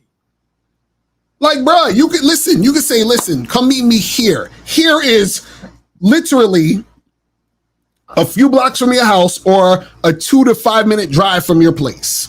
Right. You understand what I'm saying? If that, what are we talking about here? 2 hours, an hour going, an hour coming? No. Let her come to you. The only way is if like you yourself live far away from like the places that you like to go to. Right, exactly. Like there's like, cause you have some situations where, especially in like middle America and some of these towns, Mm-hmm. where you might live on the outskirts of town and everything is popping downtown. Right, so you go to that spot because that's the spot you like to go to, so you don't have to do it. Right. So you be like, yo, meet me at this spot, and then you driving maybe 20 minutes, 15, 20 minutes to the spot downtown or whatever it is, because that's just the way your city's set up or whatever. And those are the spots that you like to go. But the bottom line is, make sure they're the spots that you like to go, because if you on a date and like with the last caller, you pull out the seat and she don't want to sit down, you end the date and then you start hollering at other joints in the spot. Exactly. Because this is a place that you go to often. Mm-hmm. You see what I'm saying? But yo, see it again, blind leading the blind. Guys like this that's why so many guys think that going out, meeting women, dating, and they think that is so much of a demand on their time because they're doing it wrong. Exactly. You're doing it you're doing it all wrong. Bro, in a 3-hour span, you should be able to have 2 to 3 dates depending. Exactly, right. Bro, you should be able to schedule like a after work 6:30, 7 o'clock meeting. Mm-hmm. Then you should be able to 7:30, 8 o'clock, Mm-hmm. or even 8:30, and then you should be able to get like a 9:30, 10 o'clock joint. Right. Sometimes even later, depending on the situation. Mm-hmm. You should be able to get 2 to 3. You should be able to schedule like 2 to 3 dates. Right. You understand? And I've done it before. And because I've let a chick know, all right, so we about to wrap things up. Can I walk you to your car? And they're like, oh, how is the date over? I'm like, yeah, I gotta. Sometimes I even let them know, like, especially when the date don't go well, and it's like I don't give. Mm-hmm. When it's like you could just straight be honest. I'm like, yeah, I got another date after this. Right. Like, You'd be like, what? Really? Like, I already know this is not happening. So I'm just letting you let it be known that I gotta walk you to your car because I got another date in about 20 minutes. Mm-hmm. Like what are we doing here? What are we doing here? So, like, guys, this is why we talk about a program. This is why we talk about a lifestyle. This is why we talk about setting certain standards in your own life and doing things a certain way based on what you need. Right. You don't need to be spending 3 hours with a strange woman who, and that's another thing too. A lot of you guys don't realize when a woman is not attracted to you. Mm-hmm. You're sitting there trying to grow on her like fungus. Why? Mm-hmm. When women like you, my nigga, bro, some of the ways women have looked at me and let me know that it's time to go. You're right. Exactly. I almost felt like I've almost felt like the bitch. Like, damn, bitch, like, don't you want to sit here and get to know me? Don't you care? I'm over here talking about, don't you want to build rapport? This bitch is knocking the drink back. Like, look, it's time to go. Right. Like, I'm trying to get this dick. You feel what I'm saying? Dick is a gift. Bro, yo, y'all niggas out here is 3 hours on a date, 3 hours with the same girl on a date. Y'all niggas is crazy. I don't understand that shit, man. Nigga. I do not understand that shit. I've been on dates. As soon as that first hug, I had a date. I remember a particular date. I had a date. The first hug, she never took her hand from around my waist. Oh my goodness. Never took a hand from around my waist. And then I blinked and we was back in my apartment, bro. That's you crazy. know what I'm saying? And y'all niggas is out here spending 3 hours on a date. Come on, man. Come on. There was a chick I used to smash, and she told me she went out on a date with this dude, and she said that they were out at the spot for 7 hours. You understand? And then they went back to her place and smashed, and he was there till like 4 a.m. Damn. And I told her, she's like, oh, I really like him. I said, that's not gonna last, right? I was like, I'm just being honest with you. That ain't gonna last. Because I said, any nigga that's gonna spend that much time with you, and I flipped. I said it to her like this. I said, because she's like, oh, but I think he really likes me. I said, no. I'm not talking about him. I said, you're not going to like this nigga. I said, any nigga that spends that much time with you, you don't even know it yet. I'm telling you, you're not. And then it's funny because she hit me up. Yeah, like, and this is like maybe a month and a half later. Oh, you remember that guy? Yeah. I know this. This is what I'm trying to tell you, man. Call me now. My name is Cleo. I can give you a reading. Right. I already knew. I'm like, Lucario's a psychic. How did he know? The game. This is what I'm trying to tell y'all niggas, man. I was like, come on, man. This is a rap. This is a fucking rap. Crazy. But let's continue the shit. So he likely has to block off an entire evening and busy. Yo, imagine blocking off an entire evening for a woman that you don't even know. This is what I'm saying. Doesn't it like hurt your soul when you hear all this shit? Like when niggas ain't got no game, it just hurts my soul, man. Hurts my soul. You know when you see like somebody getting domestically abused, like physically abused, and they come in with the black eyes and shit, and you just look at them and you're like, oh my God, this is so sad. That's how I feel when I see niggas with no game. It's hurt my heart. Exactly. Like, this is so sad. Like, like, why are you allowing this person to do this? What is going on? Well, let's continue. Successful men may only get one evening off a week, if that. And given all this time and effort and expense, there is, of course, absolutely no guarantee that the man will even be attracted to the woman in question, let alone succeed in securing a sexual encounter. And irrespective of the moral or ethics involved, this is frustrating because since men attempt to exchange resources for sexual opportunity in the sexual marketplace. Damn, he just called all of y'all trick ass niggas.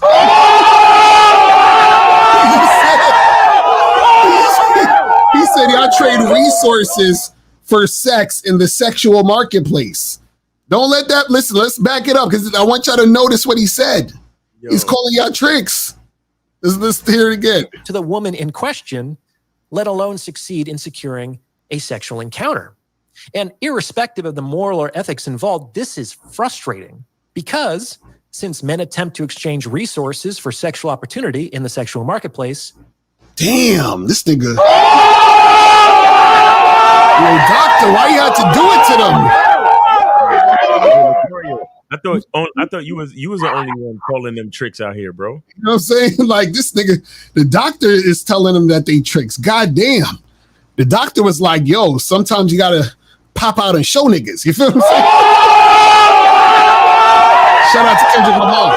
God damn it. This is crazy. Let's continue. This is why he's there. So even if we ignore all the monetary expenses associated with the date itself, which are potentially not insignificant, a 3-hour date bookended by an hour of travel at $1,300 an hour is $5,200. Oh my God.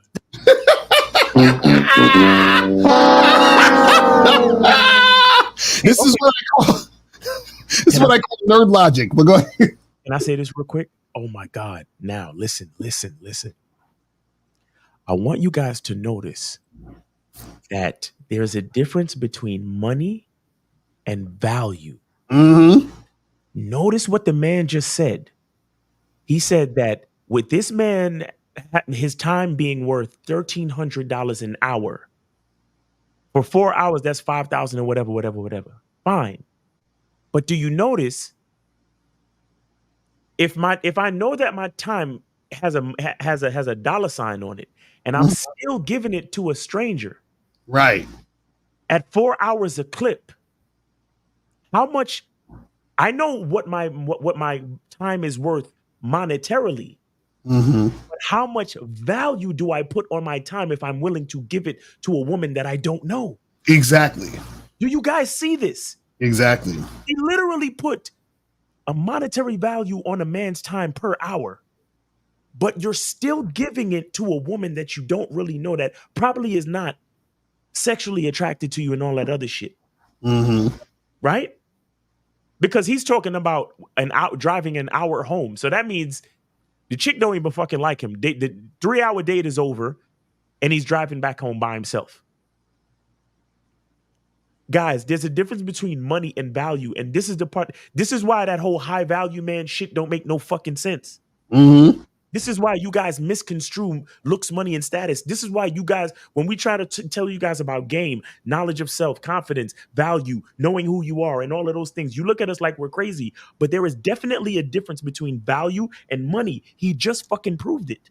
Mm-hmm. Because he described a man who is being frivolous with his time, even though his time is worth this amount of money, $1,300 an hour, and he's still being frivolous with his fucking time. Mm-hmm. Think about that. And you know what's funny about what he's saying, which is sort of like a logical fallacy, because he's saying that his time is worth $1,300 an hour that $1,300 an hour occurs based on being hired to coach or to be a lawyer or to give services. Right. So based on his logic, then that would mean that he is working 24 hours a day. Right. You see what I'm saying? Because if me taking time away to do something else means I'm losing money within that hour, then that means within that hour I should be making money. Mm-hmm. But if I'm not making money 24 hours a day, then that's a logical fallacy, because what that means is that the time I would have spent dealing with that woman, even if it was for an hour, would be an hour that I was not working. If we go with the logic of, or the logical fallacy of, well, he's working 24 hours a day, then that means he doesn't have time for women, period. So which one is it? Do you have time to deal with women or do you not? Because if you're wasting money dealing with these women by just dealing with them, period, because your time is money at all times, right, then there would make no sense for you to deal with women in the first place, because then what that means is, and I think this is what he's trying to allude to, is that, well, if I'm losing money because I'm working 24 hours a day and I'm just losing all this money, let me just give it to the escort. Right. Probably what he's trying to allude to. You know what I'm saying? Well, let's continue. Let's see what he's talking about. Shit is crazy. This means this guy is paying $5,000 in terms of the cost to his time to go on a date with you. And this does not include any of the time and effort that went into securing the date. This may come as a shock, but most women do not just show up into a man's life with an intention to make his life easier. What?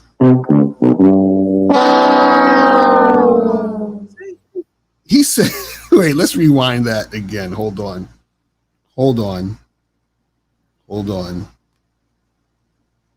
Went into securing the date. This may come as a shock, but most women do not just show up into a man's life with an intention to make his life easier. For most men, it's a lot of fucking work to get sex and relationships from women.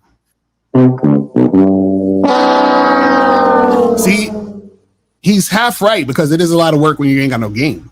Right. When you have game, it's easy. Okay, we just had a dude call in. He said he approached a girl, set the date. He went on the date. He ended the date in a minute. Right. How hard is that? In 1 minute. How much work is that? In 1 minute. You see what I'm saying? That's not a lot of work. That's not that hard. So when you have a program, what it does is that it creates a system for you to be able to navigate so that this won't be hard work, because everything is set in place. You don't even listen. This is what's so cool about having a program and understanding game. You don't even need to think. You understand? Like, you don't have to think. So what that means is, listen, the rule is, the program is, the structure is, if a woman cooperates, I do this. If she's uncooperative, I do that. So now I'm on the date. I tell the girl, hey, sit over here. She's like, I don't want to do it. Oh, she's being uncooperative. I'm going to do this. We're done. Like, what is, like, how hard is that? That's the game right there. Like, you already know what you need to do. You don't even need to think. You don't need to. Even if you don't remember, you can fucking write that shit down. Let me take out my flip book. Let me take out my notes. Oh, so, okay. The girl says, I don't want to sit. You say, hold on 1 second. Let me check something real quick. all right, this date is over. You feel what I'm saying? Like, that's what you gotta do. That's what you gotta do. I don't understand. Like, it gives you the blueprint right there when you have a program. When you're a man. Like, what are we talking about, man? Shit is crazy, but let's continue. You hear a lot about the emotional labor that women perform for men. But it's absolutely true that men perform a great deal of emotional labor for women. It's just that the man's labor typically has to do with getting laid and securing and maintaining the relationship. To do this, men often have to be charming or funny or cool. They have to. They gotta have game? Is that what he's saying? That's what it sounds like. To stimulate your emotions and arouse your attraction. They have to listen to you talk about your day and care about the woman inside your body. And they have to do all this without giving the slightest impression that this is in any way work for them, or that they could possibly want to do literally anything else with their time and attention. See, and see, this is what we saying. These dudes be doing shit they know they don't want to do just to get the woman. That means you have no game. Right. See, game is when you have a strategy to get what you want on your terms. Key thing is on your terms. Thanks. So if you're doing all this shit that you don't want to do to try to get a woman, you ain't got no game. It's that simple. Let's continue. Because if you get the impression that they're just doing this because it works and not because they authentically want to do it, you won't fuck them. So he's saying that if the woman knows he's doing it not because he wants to do it, but because it works, quote unquote, then you want to the woman won't want to have sex with them. You see what I'm saying? So again, he's saying a lot of these guys will do shit because they are outcome dependent and they think by doing this, I'm going to get the pussy or get the girl, which means that they're not actually standing on anything as far as having an identity and being a man. They're doing shit because they think that doing this, this, and this is going to get me the pussy. Even though the this, and this, I don't want to do none of that shit. Right. So, for example, a guy will be on a date like that girl and he'll say, hey, let's sit over here. She's like, no, I want to sit over there. And he'll go and he'll sit with her where she wants to sit because he figures, well, let me do all of this hard emotional labor to get to the pussy. This is terrible. Well, let's continue. It's almost done. This is not easy to do. Even the most successful Casanovas strike out more often than they get on base. Women are extremely complex, and most men do not even begin to approach an understanding of how you operate. In any case, dating you requires a lot of time, energy, money, and emotional resilience. And if you're working 80 hours a week... And you know what's funny? He's talking to women, but the issue is that women, they're not in a position for this type of information. Meaning that he's telling women, you guys need to understand what these guys are doing to try to get you. And they're working 80 hours a week and they got blah, blah, blah, blah. The women don't give a shit about that shit. And they're not going to change based on this information because there's no need to change because they can't change. Right. See, this is what a lot of guys in the red pill and all these other niggas don't understand. Women trying to get women to change is like trying to get a cat to bark. It's not going to happen. You need to have awareness to understand dealing with a fucking cat. And you need to understand that what your position is. That's the thing that a lot of these guys don't get, but let's continue. Week, you just might not have the bandwidth for that. Dating just feels like another job, but a job that you pay to work. He's saying that dating is like a job that guys pay to work. Guys, this is what we're saying when you guys don't, when you don't have game, you gravitate to conversations like this. Right. Exactly. You see what I'm saying? This is crazy, but it's almost done. It's like 2 seconds left. I understand that women have their own frustrations with the dating process, but that's not why we're here today. We're looking at dating from the perspective of successful men in these episodes. We'll get back to you later. All right. Now, What I want to show you guys is this. Let me take this off real quick. And I just want to play another video of his really quick. And I'm only going to play the beginning because that's only the only part that we need to hear. Because the beginning might sound familiar. You understand what I'm saying?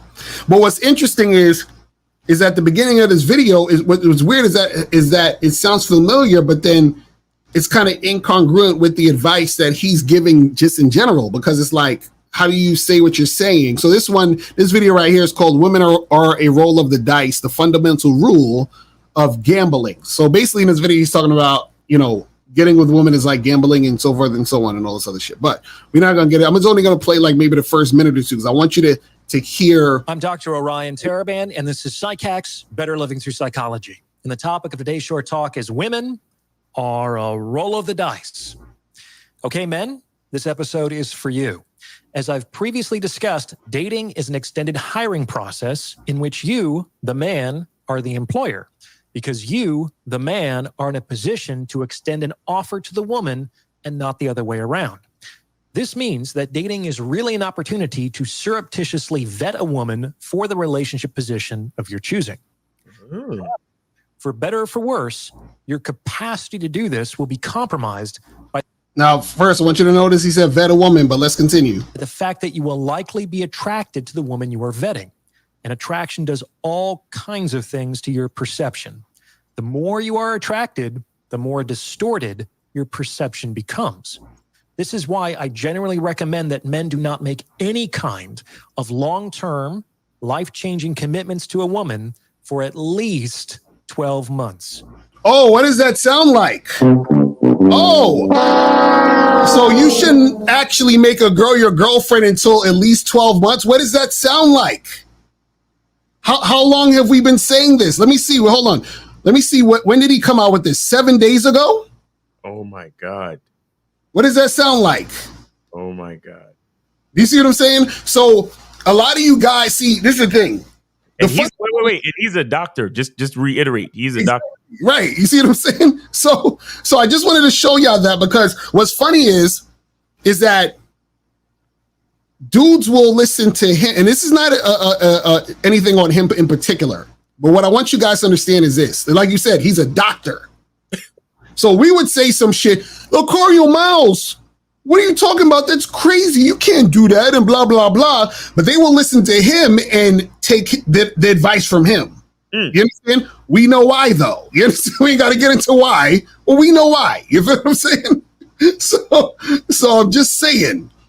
I just wanted to show you that real quick, just to get you guys to understand. But what's interesting about that is that he's saying that to vet the woman for, a year at least, right? But his other advice is counter to that advice. Because what are you vetting her on? You're out here paying for escorts. Some calls, guys. You guys call up. All right, 330. You're on live with Locario Miles. Name, age, city. Where did you send your donation? What's cracking, fellas? This is Jay Sean, 31, Akron, Ohio. What's happening? I sent the cash out to you. Yes, sir. Yes, sir. That's what's up.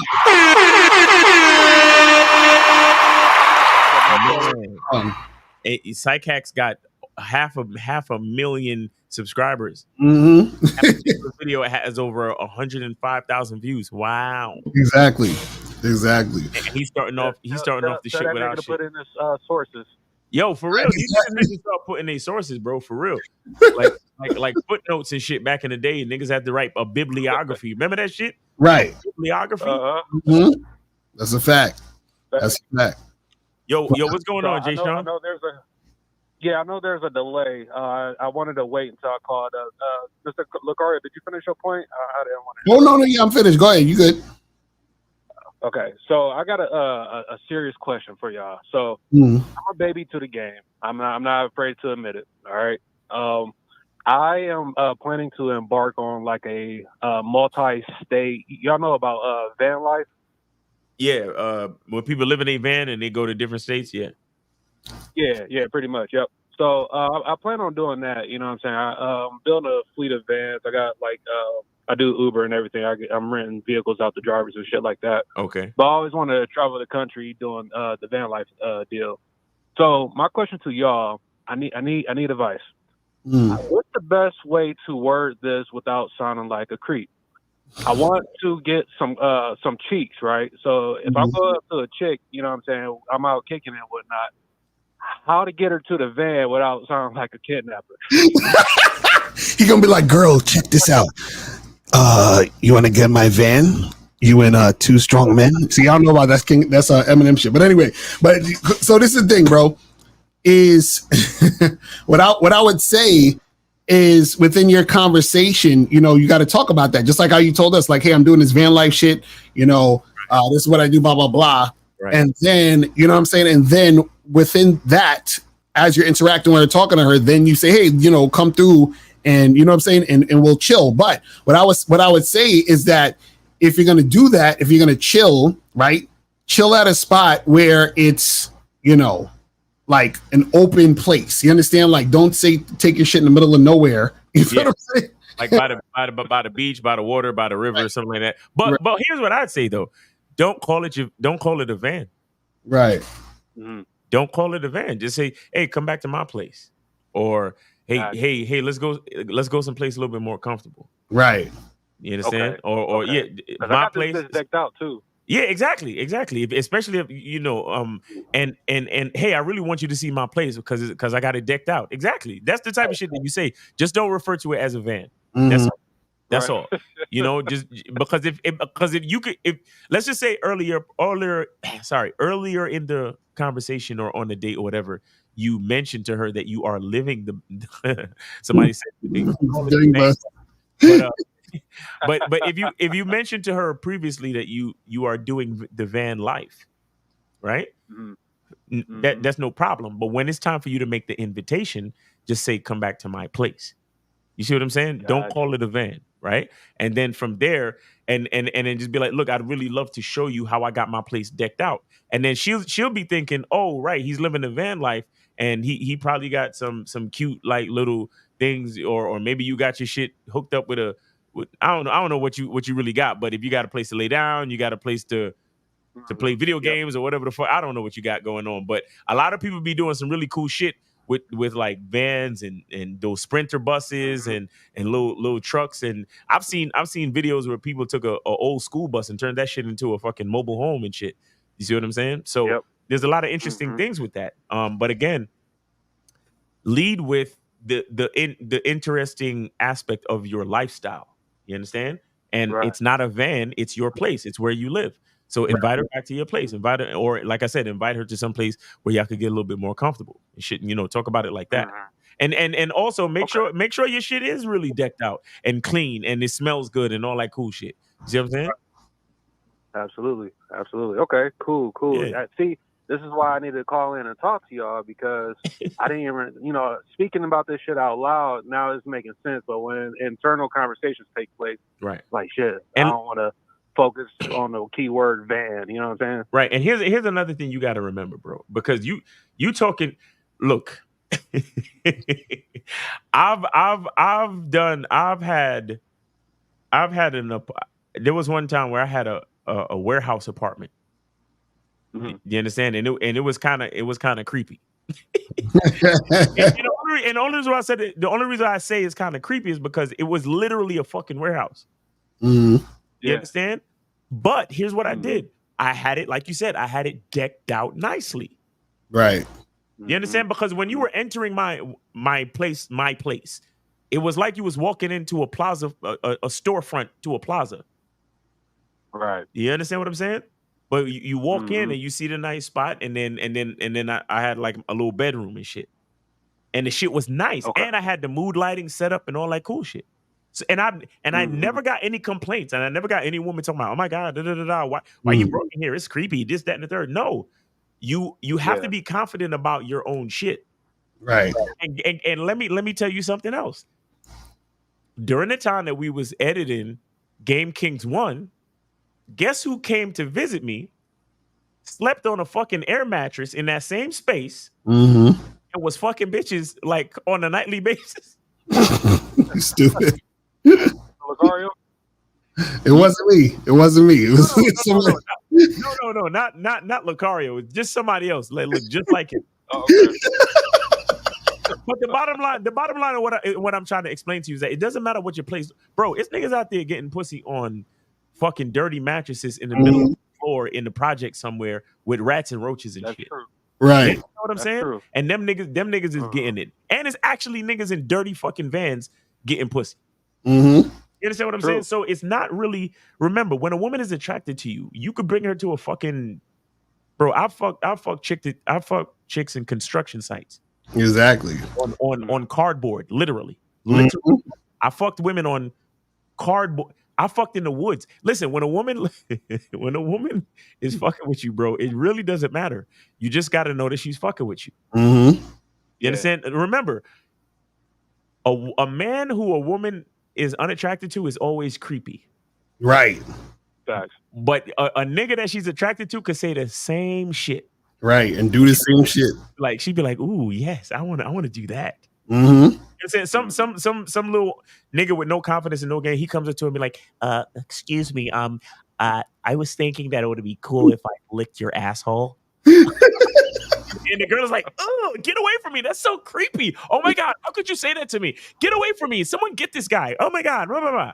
And then some other nigga come through and be like, "Yo, hey, what's up, bitch? You kind of good though." She's like, "Oh, word." She's like, I'm trying to put my tongue right between your butt cheeks, bitch. Like, what's going on? Ooh, word, you trying to do that? Ooh, you nasty. Find out. You get what I'm saying? It doesn't fucking matter, bro. The bottom line is making sure that she's feeling you. Mm-hmm. You know what I'm saying? Because if you are ashamed of your place of dwelling, then she'll follow your lead. Mm-hmm. You get what I'm saying? But if you know if you live in the van life and you chilling and that's what you do and that's what you're about, then just lead with that. But like I said, you don't have to call it your van. Be like, hey, come back to my van. Like, no, hey, come back to my place. You get what I'm saying? Okay. Yeah. Because when I was out and about doing my thing, I didn't say, hey, come back to my warehouse apartment. Mm-hmm. No, not even that. Come back to my room in a warehouse. That's literally what it was. It was a room in a fucking warehouse. I never said those things. I said, yo, come back to my place or come back to my apartment or come back to where I live. You see what I'm saying? So you gotta your language. Language is important. You know what I'm saying? Facts. Okay. Yeah, that makes sense. I appreciate it. Yeah, because even when I'm Ubering, like I said, I got this bitch decked out. You know what I'm saying? I be my passengers be trying to fuck. So exactly. I know he ain't like on some creepy shit, but I just know the connotation with van. You know what I mean? But exactly. No, what you're saying makes perfect sense. So. And I'm gonna call it the pussy wagon. You know what I'm talking about? Shout out to Kill Bill. Shout out to Quentin Tarantino. Exactly. Facts. So that's all I wanted to. But on some other shit though, Jay Sean, like because you my nigga, I fucks with you. Be careful out there, my brother. Like make sure you park and sleep or whatever you doing in safe surroundings, well lit areas and areas that that you're safe and secure. Keep the doors locked, shit like that. Like I'm not even joking. And after you smash the chicks, send them a text and be like, "Hey, I had a good time," blah blah blah, and all that other shit, and have them respond to you. You feel what I'm saying? So you have record. So like, if a chick go missing, it wasn't you. You know what I'm saying? You got evidence that like, yo, this chick texted me at this time and she was safe. You feel me? So I don't know what the fuck y'all talking about. And make sure you pay attention to the guidelines for that type of stuff. Certain areas are restricted and certain areas are better than others. You might want to. I used to always see shit. Like I said, I used to live in a warehouse. I used to always see. And it was an industrial area, right? Mm-hmm. So I used to always see the truck drivers park up in around where I lived. You get what I'm saying? Right. Yeah. So I'm just saying, just understand the guidelines of each state that you go into, and make sure you're doing the right thing, and make sure you're safe. All right. Okay, I appreciate it, fellas. Thank y'all. The rest of y'all Friday, and take it easy. All right, you too, brother. Appreciate you. Thanks for the support. All right, and we got 301. You're on live with Lucario Miles. Name, age, city. God is good. Call up. God is good. We got to talk about this. And where did you send your support for the show? 301. Go ahead. Yeah, so I sent it to Mr. Lucario. All right. I'm on my name the Cash App? I'm from Maryland. On the Cash App? Okay, I see. I got you. You sure? All right, so what's going on? Flyover, drop $5. This nigga got a whole accent. Go ahead. What's good? I wanted to disagree with y'all with the whole paying the escorts, right? Now, what exactly did you disagree with? No. Wait. This is how it works. If you're gonna call into the show and disagreeing with us, we need you to explain your argument to us. Right. You don't disagree and then ask us. No, you're disagreeing with us, so you explain your argument, sir. Fair enough. Okay. So my thing is, if you're a high value man and your time is worth hundreds or thousands of dollars per hour, what sense does it make to run game on a woman to try to get sex when you can just trick? Well, the thing is, one, it depends, because tricking is actually illegal unless you're in a particular state. That's one. Two, so is jaywalking. Right, but what I'm saying is that you're more in a situation where you can get caught up because you're dealing with a whole nother person. Do you see what I'm saying? So depending on who you're dealing with and the situation, you can get caught up and set up. So that's one thing. But two, what happens is that if you're tricking, right? Or I should say, if you're getting an escort, right? How much are you willing to spend on the escort? Me personally, $260. Right, and most escorts is going to charge you way more than that. You're going to have to spend at least $600. You got to know where to look. Right, but this is what I'm saying. You're going to have to spend at least $600. Now, if you're dealing with a prostitute, maybe. You see what I'm saying? But an escort is going to run you at least $600, at least. You see what I'm saying? So that's another thing. So if you want to do that, it's going to run you. Now, the other thing is that you're saying waste time running game. You still have to spend time or waste time finding the escort. Not necessarily. I mean, well, yes, everything takes time, but it's the amount of time. You understand? So what's the amount of time? Okay, so what's the amount of time that you spend on getting an escort? Okay, for me, it only takes like 20 minutes. Okay, 20 minutes. Go online, type in my zip code. Uh-huh. I'm gonna choose her for today. Mm-hmm. Call her up. Hey, is it so and so? She's like, yeah. Hey, Right. I'm trying to see you tonight. Like, what's up? And then she'll be like, okay, I'll text you the information. And then you show up at the designated time, at the designated place, with the designated amount of money, and then y'all make it happen. Less than 20 minutes. Right, and that's dope. But you can do the same thing without paying. Really? How? Yes. Yes, bro. Everything you just described is what I would usually do on the weekends when I went out with my boys. You understand what I'm saying? Like, I would meet a chick. Like I told this story on the show the other day. Now, it was like a few months back. There was a day I went out and I said to myself, I want to stay out. And this is what I said at first. I said, I'm going to stay out and meet a lot of women because I'm looking real good, real nice tonight. So I go into a spot. The first girl I talked to, as soon as I got in there, the first girl I talked to, I ended up smashing her. And I didn't stay out because I was attracted. I was like, fuck it. I'm going to just go and smash this chick. And I spoke to her for like 10 minutes. Right? Say that again? It doesn't matter what the fuck he said. It really don't matter. Because you can't say it and get bitches. You can't say it and get bitches. So it don't matter what he said. And what I'm saying is I've done that multiple times because I know which girls to pick and I know which girls are most likely going to come out with me or leave the spot with me. And so what I'm saying is that the time issue, right, is a thing for guys who don't have game and don't know how to do it. That's what we're trying to tell you. So hold up. So you're telling me that you can just walk up to a random woman? No, it's not a random woman. Not a random woman, but it's a woman I don't know, but it's not random. Okay, so a woman that you don't know, be like, "Hey, you want to have sex with me?" And then she's like, "Oh wow, you have such a crisp mouthpiece." Yes. Are you telling me that's what happens? Well, caller, if that never happened to you before, then it's going to be hard for you to understand. But Right. the answer to your question is yes. You're right, basically. So wait, let me ask you a question, caller. Let me ask you a question. Mr. Cunningham, explain that to me, Mr. Cunningham. So caller, let me ask you a question. Do you know the difference between a woman who's most likely gonna be interested in you sexually versus one who's not in a setting filled with women? Yes, it's going to be based on the choosing signals. No, it's not. That's not what it's based on. That's what I'm saying. Like, this is why this conversation's hard, because it's not based on a choosing. It's based on understanding your tribe. Have you ever listen to Ron Wills? A little bit, yeah. So Ron Wills talks about this a lot. What happens is that there's a thing called your tribe. A tribe is the type of women who are most likely going to be interested in you, and this is based on your experiences of understanding who gravitates to you easiest. Right. That's not about choosing signals. Wow. So does that include the passport bros? What do you mean? So the guys who get their passport, and let's say they go to Colombia, and like they're like, oh man, y'all gotta go get your passports. The women are more attracted to you over here. No. They're attracted to the money. That's not you. I'm talking about you as the guy you are. Caller, listen.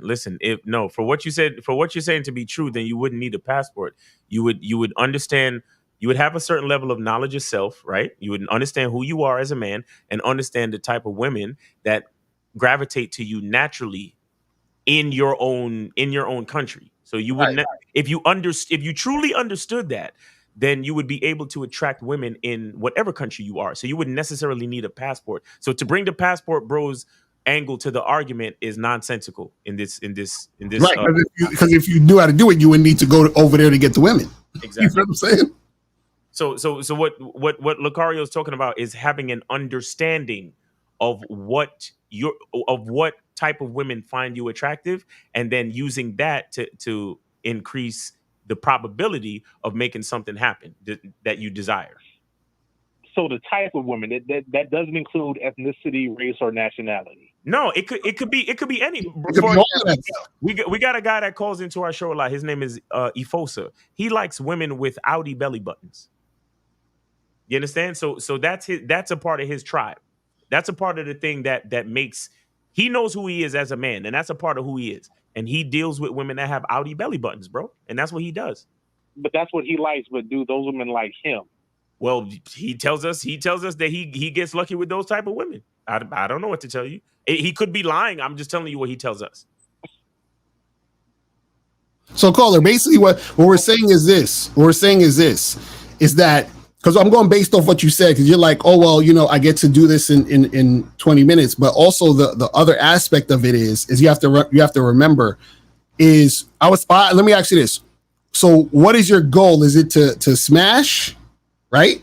Yeah, just to clap cheeks. Yeah. Right. Okay. Now, so this is the thing. The difference is when you pay for it, right? You're clapping cheeks with a woman who's not trying to reciprocate. Does that make sense? No. See, I'm gonna have to call foul on that one. That's not necessarily true, because here's the thing: because she's getting a monetary gain out of it, she wants a return customer. She wants a return trick. So therefore, she's really going to like get into it to make sure, like, damn, I'm gonna be seeing her again because there's a financial incentive to it. So let me ask you a question. So do people that have jobs, do they work really hard, or do they sometimes just do just enough to keep the job? If there is financial incentive, if they're going to get paid, well, it depends on the type of job. So if it's like a 9 to 5 where you just get paid just to be there, then yes. But does it? No, wait. Wait. Does it? Wait. Yes, you have to. Hold on. You need customers to come in. Caller, does it depend on the type of job, or does it depend on the type of person? Both. Well, I would say more so the job. Yes. Really? Okay. Well, see, and that's my point. So, caller, my point is that the person is going to do a good enough job to get it done. But what happens is that from your perspective, it may be really good. Right. You understand what I'm saying? Because what happens is that, okay, if I'm used to eating filet mignon and all that other shit, right? McDonald's is probably going to taste like trash. Or it's going to taste regular to me. But if all I ever eat is shit out the garbage can, McDonald's is going to be the bomb. Do you see what I'm saying? So what happens is, from your perspective, it's probably awesome, even though she's giving the bare minimum. But what is your point, caller? What are you really trying to prove? What are we talking about? Okay, so a guy. So let's say to go back to Dr. Orion's point. So a lawyer who's making like $1,000 an hour, right? Okay, and let's say he pays an escort for like $600 an hour, right? Okay.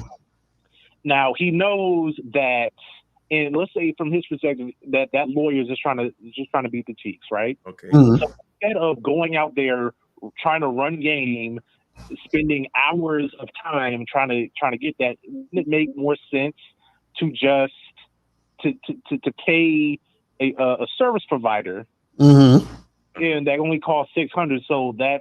So that would be only like 40 minutes of his time, as opposed to just running game. Okay, so let's go with that. So would it make more sense to save $600 and still get not only the sex but better sex? If that were possible, yes. Okay, so that's that's the possibility. That's what we teach, bro. That's basically what you just said. That's what we teach. No, but that's what caller, that's what I explained to you earlier. It never happened to or for you, so you don't understand the possibility of it. And so you're not gonna, it's okay if you don't understand what we're saying, bro. And if you disagree, fine, we could agree to disagree. But don't come over here and try to disprove what we're saying. If you disagree, fine, but you can't disprove it, though. A caller, understand this. Think about this. If a person's able to get something for free, right? Why would they pay for it? Right. Well, again, it depends on the logistics. So let's say if a guy is thirsty, right? And he knows that there's a water fountain that's like an hour down the street. Right next to him is a guy selling a bottle of water for $2. And the guy has $5 in his pocket. And he's really thirsty. Like, what is he going to do? Right, but he's going to pay the guy. Right, but that's what I'm saying. What I'm saying is that within that same scenario, you're saying that the free water fountain is out of his reach. We're saying the free water fountain is in his reach. That's what I'm trying to get you to understand. So what we're saying is that when the guy has game, it's always in his reach. An hour away. Say that again? The water is in his, but he has to do more work, waste more time to get to that free water. Right, but caller, the scenario you painted, hold on, this is what I'm saying. The scenario you painted made the guy be away from the access. What I'm saying is that when you have game, you have access. That's what I'm trying to see. That's the disconnect in your mind. So basically what I'm saying is this. But you had to approach the guy with the bottle of free water. But he's right next to you. But you still got to say what's up. How much is that bottle of water? You still got to say something to him. Right. Yes. But here's the thing. You don't have to run game on the guy who's selling water. You can just be like, hey, how much? $2. All right, here's $5. Let me get $3 back. And you get the water. Okay, so if I go up to a girl and I talk to her and I say, hey, listen, I'm actually really attracted to you. We should get together later today and have some sex. And she says, cool, and I fuck her. What's the difference?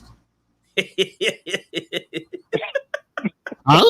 Okay, hypothetically, yeah, that's okay. the same, but that's not probable, Mr. Locario. Hold on, wait, hold on. If it's not probable, wait, let me show you something real quick, because this is interesting. You said it's not probable, but I have a whole program on the Bad Boy membership called Same Day Lay.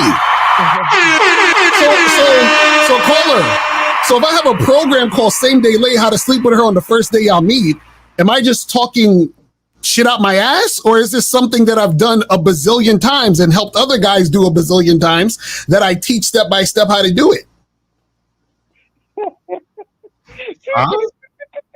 Huh? Shit, man. Come on, man. Okay, again. We're talking in circles, bro. If you don't believe it's possible for you, then fine. Nobody can force you to. Like I'm done trying to force y'all niggas to believe in yourself or believe in your value or believe that you could fuck a chick on the same night. Simply because you hate yourself or because you don't think it's possible. I'm not here to change your fucking mind, bro. You see what I'm saying? No, I'm not gonna do I it. didn't say it was impossible. It is improbable. It's improbable. Okay, because you feel it's improbable, that's why you're giving this argument. So pay for the pussy. Go get the escort. Live your life, bro. I'm happy for you. Straight up. Any of you guys who think it's easier to just pay for it, please go pay for it. Leave the real women to us, bro. Go fuck the prostitutes, and we'll deal with the women. Go do it, bro. I'm done. Get your passports. Fuck the trick. Fuck the prostitute. Do you live your life? You know why? Because we're still gonna be here kicking this real shit. We're still gonna be here kicking this real shit, and it's still gonna be guys that even though they start off thinking that it's improbable, like you, they're gonna come around to realizing that not only is it possible, not only is it probable, but it's highly possible when they have knowledge of self, confidence, and they're able to articulate themselves to anyone, not just women, but to anyone. Amazing.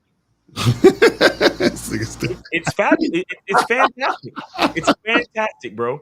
It's fantastic. Shout out to my nigga Myron on Fresh and Fit. I love when the bitches say a long line of bullshit and he's like, fantastic. All right, now. Same shit, bro. It's whatever you want to do. It's fantastic, bro. Live your life. I'm happy for all of y'all niggas, bro. Get your passports, but fuck only prostitutes. Live your life. I ain't mad at none of y'all. Go do you. That's crazy. I'm only talking to the guys that want to understand the possibility of things to come. You understand? I only want to talk to guys that know that pussy is free.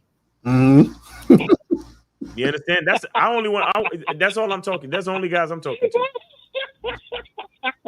So caller, let me ask you this last thing real quick. So have you ever had pussy without paying for it? In terms of money, yes. Yeah. So how did you do it? It takes a lot of time. Pair bonding, getting to know each other. Bonding. Feeling each other. Kind of learning like what turns each other on and stuff like that. So how long did it take for you to smash the last girl you had sex with without paying? 6 months. Jesus Christ. So, I thought you was gonna say like 3 weeks. No, check this out. Call it. You damn, bro. I thought you was gonna say I was gonna get on you like, bro, 3 months. I mean 3 weeks, bro. You said 6 months for real. You gotta be trolling. Please tell me you're lying. No, that's real shit. 6 months? What were you doing for 6 months? Caller, how old are you again? How old are you? 30. Wow. What were y'all doing for 6 months? Yeah, what were you? Well, building rapport, making her comfortable. Yeah, we were co-workers. Oh, so it's a chick at your job. So real quick, whatever happened to that chick? We're still in touch. You still in touch? Are you still at the same job? Yes. You're still at the same job. Is she still at the same job? Nah. Okay. All right. This is crazy, man. I don't even know. So after all of that pair bonding and rapport building for 6 months, can you call her up for some pussy right now? Nah. Oh my God. So what was it all for? So why'd you spend 6 months? We were cool. Like we enjoy each other's company. We can make each other laugh. So what made her stop enjoying your company, bro? What made her stop enjoying your company? Oh, she got a new job in a different state. Oh, okay. So, but yeah. you can't call up and be like, "Yo, I'm coming through the estate. Get it ready for me." No, why would I do that when I get this trick? Oh, there you go. Listen, man. Hey, again, common sense is common sense. Live your life, my nigga. I'm happy for all y'all niggas, bro. Everybody who's doing what they want to do with their life, I'm happy for y'all. Remember that. Yo, that's crazy. Because you're also talking to a man that has paid for it before. I've done it before. Mm-hmm. I've done it. Oh, so you used to trick. So you know exactly what I'm talking about. No. There's a difference between saying I used to trick and saying that I've done it before. I've Right. done it before. That's all you need to know, because I've gotten pussy for free, and I've chosen to experience tricking, and I've gotten more pussy for free. You know what I'm saying? And the vast majority of the pussy that I've ever gotten was for free. So I don't know what you're talking about. I'm talking about you used to trick. It's not like I was tricking and didn't stop. No, nigga. I chose to have the brother, experience. Once the trick, always a trick, brother. Come on, brother. Okay. If that's what you believe. So wait, caller. So you started tricking after this woman? No, I tricked before. But I thought it was once a trick, always a trick. So how come you didn't trick with this one? She was at my job, and no. You said once a trick, always a trick. We're going by your logic, caller. We're going by your logic. You got to understand the word you say. We're going by your logic. You see what I'm saying? So. What do you mean? What do you mean? I don't understand why misery love company so much. What's this? What's the trick? Always a trick shit. What is this? Yeah, I mean, just because you trick doesn't mean you can't get it for free, or like when the opportunity arises, it's the same. Like, hey, if I'm just trying to beat the cheeks, would it make more sense to go to a club or go to a bar and just run all this game, or just to go online? Wait, let me ask you, because you keep saying run all this. What is this game that you talk about that you need to run? 6 months of rapport building. Okay, so you're saying that game is a strategy to get what you want, right? Yep. But in order to get what you want, you need to implement that strategy. Uh-huh. That's what running game means. Okay. Implementing that strategy. No. Here's a question. Here's a real question. Caller, let me ask you a question. When you look in the mirror, I'm listening. When you look in the mirror, right? Do you see a man that a woman could be attracted to enough to fuck the same night? Yes or no? For free. It depends on the woman. Listen. I'm gonna ask you the question one more time.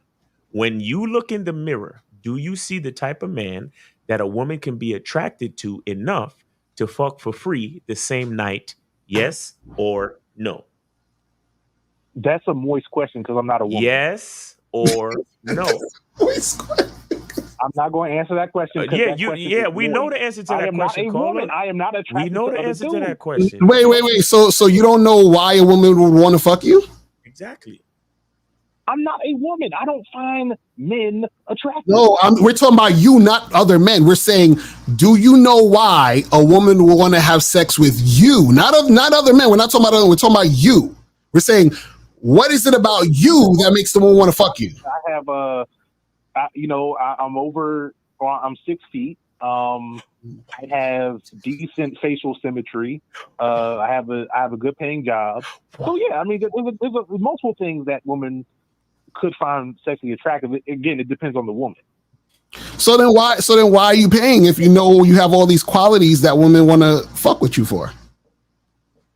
I mean, again, it's the probability. So the probability of those women is less than the general population. But I thought you needed was looks, money, and status. It sounds like you got all three. What's going on? I thought that's what they talk about on the internet. Hey, sound like a high value man to me. Right. You sound like a high value man. I'm mid value. I'm mid-value. I'm gonna keep it real. I'm keeping it real. I don't want to give you guys any false information. So as a mid-value guy, mid-value men struggle in the dating market, in the sexual marketplace. Oh. So we have to utilize a multiple array of strategies to clap cheeks. Gotcha. That's just what it is. Okay. All right, man. Well, we appreciate you, man. You know what I'm saying? Great call. Great call, man. We appreciate you for calling in, man. Honestly, no man. problem. That was a great call. Thank you. I just don't know what to do. You want this? I don't know what to do. Listen, caller, you need to get women that say this to you. Oh, you gotta give him that hawk too and spit on that thing. You get me? You see what I'm saying? You need that. That's what you need. That hot too. All right, caller. All right, appreciate you, man. Have a great weekend. Be safe. Peace, All right. peace. All right. So let's get to these questions. Let me kill this. Kill the phone lines. We'll get to these questions and we're gonna wrap this shit up. This one says, you said when dealing with married women, you should paint the story that you're better than their man, but why change it up and seduce instead of saying you are sexy as hell and we need to hook up? No, first of all, y'all shouldn't be hollering at married women. I just told y'all that story just to illustrate how game works, right?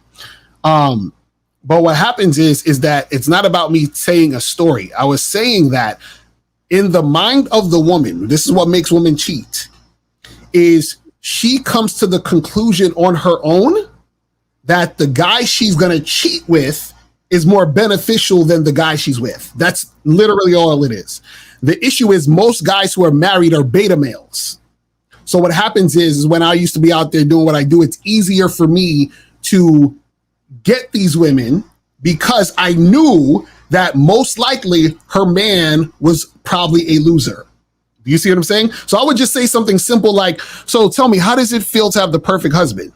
And then she'd be like, oh, I mean, he's not, kind of, oh, really? He does. So now she's already downplayed him in her mind. And then anything I'm doing already is way better than what this motherfucker's doing off the rip. You see what I'm saying? So that's the thing. So what we got to understand is that when you understand the underlying reason behind why things are happening, why she's thinking that way, why you're doing what you're doing. This is why I said yesterday I had a caller. He called in and he was like, oh, you guys say this and I said this thing. And I asked him, I said, why do you say the things you say? And he couldn't explain why he says the things he says. He just says, oh, well, I just said it because I thought I should say it. So there's no substance or reason behind why he's saying what he's saying. And so the thing is, this is what happens with a lot of you guys. You're coming to us you're like, Miles Lucario, can you tell me what to say? No, I can't tell you what to say because what you need to say has to be inside you, which is who you actually are, which is going to attract the right situation for you. Right. You see what I'm saying? Even just now with the last caller, when when you explained that you met a woman and y'all smashed the same night, he was like, what'd you say? Right. It doesn't matter. Right. It doesn't matter what I said. What he said. Because you can't say it. Right. You know what I'm saying?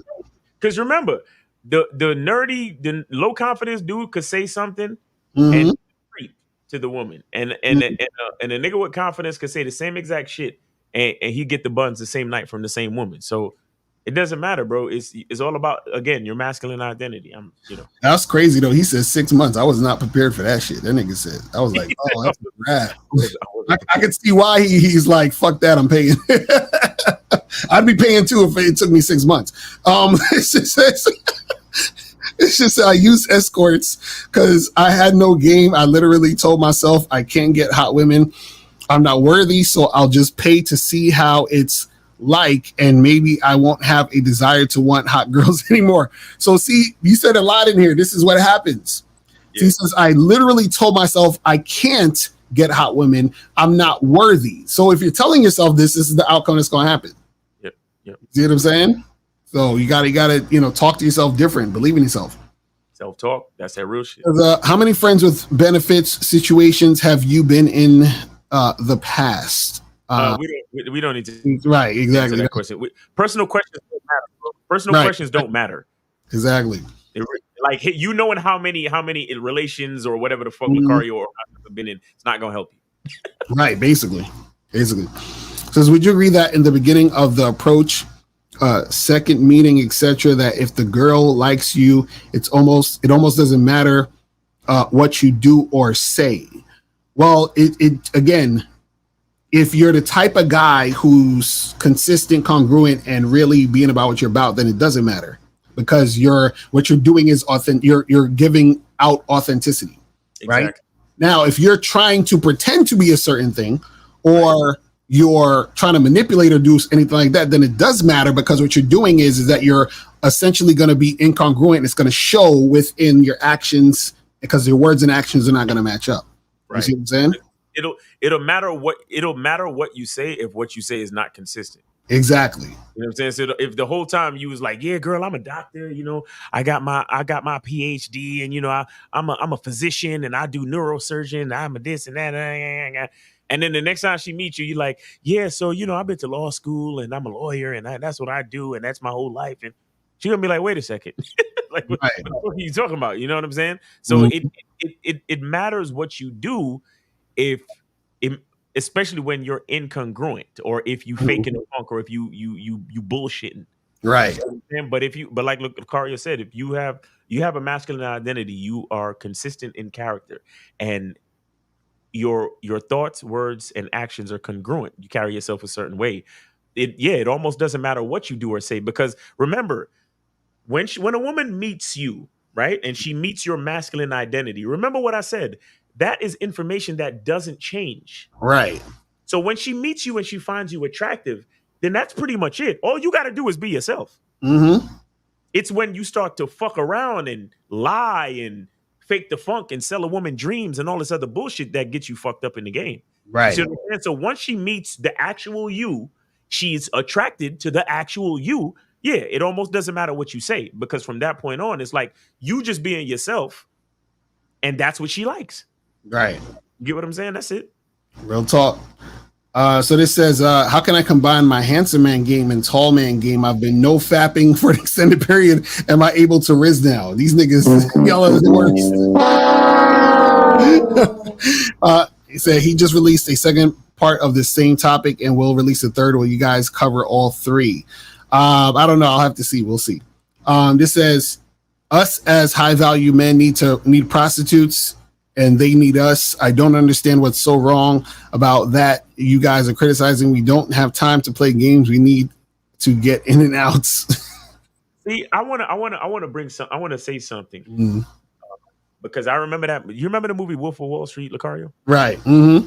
You know what scene I'm about to the scene where they was fucking the chicks so they can get back to work. Yeah. Yeah. So the guy, I always forget his name, but you know, the Wolf of Wall Street dude. Right. He was running the stock floor, and in order to keep men satiated and at work, he would bring prostitutes into the office. They would come in, catch a nut, and then get back out to the trading floor to continue. You gotta do right.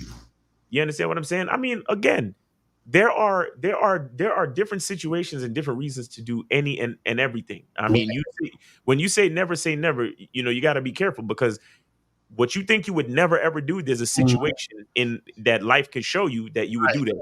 Right. Exactly. You know what I'm saying? So again, we can like, I don't see. A lot of guys think that guys like us are hating on guys that trick. Right. You understand? The problem is not the tricking or the action. The problem is the thought and intention behind the action, and not truly understanding what you're doing and why you're doing it. It's the mentality. It's the mentality, because like the caller before, he's paying for it because he doesn't think that a woman can find him that attractive. Exactly. And I'm saying, to live your whole life as a man and to think that a woman would not find you attractive, or to think that you have to spend 6 months building rapport to make a woman comfortable to like you. That's a sad mentality, guys. That's what we're trying to show you. Right. We're just literally trying to say to you, look, if you want to go pay for pussy, please go pay for pussy. But don't think less of yourself, and please don't let that be the reason why you're going to pay for pussy. Exactly. Right. That's all we're trying to say. Period. We just don't want you to think less of yourself and then do these type of things, because a lot of you motherfuckers, you do these type of things because you think less of yourself. You're like, oh, well, no woman's ever gonna like me, so let me pay for this pussy. Right. You know, no woman's ever gonna like me. So it's like, no, bro. It's like we just want you to think better of yourself, guys. That's it. Right. Real talk. Real talk. Let me see what some more of these questions are saying real quick. Okay, so this says, I was supposed to link with this female on July 4th, and last minute she flaked because she said she was still with her family. Is that a charge? Yes. You charge of the game. It says, so when other coaches say that you should establish a connection with a woman because she has a bunch of dudes trying to get at her, you shouldn't be doing that. They don't know what the fuck they're talking about. That right there is simping, straight up and down. You know what I'm saying? Because who gives a fuck if there's a bunch of other dudes trying to do whatever. That ain't what the fuck I'm trying to do. So who gives a shit? It don't matter. It says, we're supposed to, oh yeah, you already did this one. Says, okay, did we just do this one? Okay, y'all motherfuckers gotta stop sending these double. Send stuff. We got it. Don't worry. We gonna get to the question. Says, Lakari, in your opinion, what's the ideal range of time to spend on a first date? It's like an hour or so. You feel what I'm saying? Now, if you're gonna extend it to smashing, then that's a different story. Then you gotta take a little bit more time. Right. Okay, the thing is, guys, you have to be aware of how the date is going. Mm-hmm. And there has to, me personally, I'm more like a 30 to 45 minute type of guy. Right. Because, and in the first 20 minutes, I already know if she's feeling me and all that other shit. Mm-hmm. You see what I'm saying? So again, you can be on a long date, but make it make sense. Right. And make it make sense to you. Because guys, I've been on dates sometimes where it's like even though maybe we weren't like sexually or physically attracted, I've been on dates that went a little bit longer just because I was actually having a good time. Right. Sometimes that'll happen. Like you'll meet a chick and it's like, oh, it's cool. We hanging, we chilling, or whatever the activity is, or whatever the situation is. It just speaks to you as a person, and you're enjoying your time. That me personally, I don't see anything wrong with that. But the problem with you guys is that you will sit there on a fucking date with a bitch giving you 1-word answers to everything, and hour and a half, 2 hours, 3. Mm-hmm. Hey, you want me to buy you some more drinks? And then the whole fucking time she's texting on her phone, on social media. Mm-hmm. Every next drink you buy her, she's fucking putting a story on her Snapchat and Instagram about it, and you're still sitting there. Right. That's what we're trying to get you to avoid. Mm-hmm. You see, guys, it's not about we're telling you to be more impeccable with your time, to be more efficient with your time based on what you desire. Right. Don't sit there on no fucking date and this chick ain't feeling you and you're still sitting there after 2 fucking hours. Right. You understand? And at the same time, it's like dude who called in, he pulled out the chair for her to sit down and he ended the date in 1 fucking minute. Right. That was the ideal time for that particular date. 1 minute. Mm-hmm. Mm-hmm. You understand? So again, we all we can give you is best practices. But nigga, you sitting there with a chick and it's been 15 minutes and she's giving you 1-word answers and she's all on her phone and she don't fucking like you. Then 50, you've been there probably 10 minutes too fucking long then. Right. So if for that date, the ideal amount of time is 5 minutes. Mm-hmm. You know what I'm saying? So what I'm trying to explain to you guys is to pay attention. Understand what's happening on the date and don't just sit there because you're trying to see if she likes you. Right. Craziness. It says, should I avoid meeting women that came to my job as customers? It depends. I would say at this point, no, don't do it, because usually guys who are concerned about dealing with women either that work with them or in your case, customers and all that other shit, you guys don't really have tight enough game to even deal with that situation if you wanted to. Meaning that if you had tight game, you would have a plethora, an abundance of women that you're dealing with that you wouldn't even care about any customer or any chick you're working with. A lot of that comes from scarcity. So which means that you have a scarcity mentality, which means that you don't have an abundance, which means that your game's not tight enough, because what's going to happen is, even if, for example, that woman you tried to get at, if you got with her, you'd probably do some weird ass shit that's going to cause some friction at your job. Do you understand what I'm saying? That's why we be telling y'all motherfuckers that shit. It's like a lot of y'all don't have the level of game needed to even make that shit worthwhile or whatever. You see what I'm saying? He said, okay, you already did that one. It says, you guys are saying that he's stealing. Can't more than one source say the same thing? Can notes be shared? Y'all are wilding. No, this is the thing. We're not saying that one source couldn't be from another person and y'all just sort of have the same outlook. What we're saying is it has to connect. So meaning you can't in one video talk about, oh, you need to text a girl to make sure she's safe, and then at the same time talk about vetting a chick for 12 months. Right. It doesn't make sense. It doesn't. It's incongruent, because then if that's the case, you would not be the same guy talking about making a woman feel safe through text if you're the same guy talking about vetting a woman for 12 months. So what that means is that he probably, if he didn't get it from us, he got it from somebody else that probably got it from us. Mm. You know what I'm saying? So a lot of times you got to understand that things need to connect. That's how we can tell when somebody doesn't really know what they're talking about, because again, what they're talking about has to come from a place of substance. And I'm not saying what he's saying that has no substance. What I'm saying is that the substance, right, needs to connect and correlate to the other things of substance. So you can't say, oh yeah, well, go out there and be a successful man and trick, and then say vet a chick for 12 to 18 months or whatever the fuck it is. You see what I'm saying? It doesn't make sense, because if you're the type to vet a woman, you are most likely going to be the type that's not tricking. You see what I'm saying? So this is what I'm saying. This is where we can tell when it's all over the place. It's like, wait a second, you're the same guy saying this, but then at the same time you flip it and say that. How did you get to that conclusion? Right. See what I'm saying? Like, where is that coming from?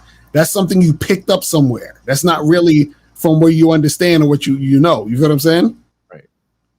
You got to look at the body of work. Right. Exactly. This is why, isn't it interesting how we could do a show like Real Game No Theory with 6 motherfuckers who have some perspectives that are different, but we all can flow easily on the show. And that's because there's an underlying understanding of the game.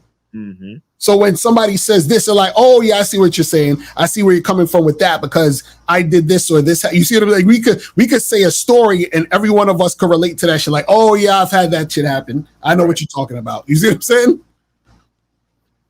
Says, I know you said don't worry if your girl cheats and don't look for signs that she's cheating, but is it likely that you'll eventually find out if she is? Well, this is the thing. This is the part that's going to sound crazy to y'all. If you're a guy who's really on top of your shit and you focus on you and what you need to get done, your girl could be cheating, and if she knows how to cheat, you will never find out. Right.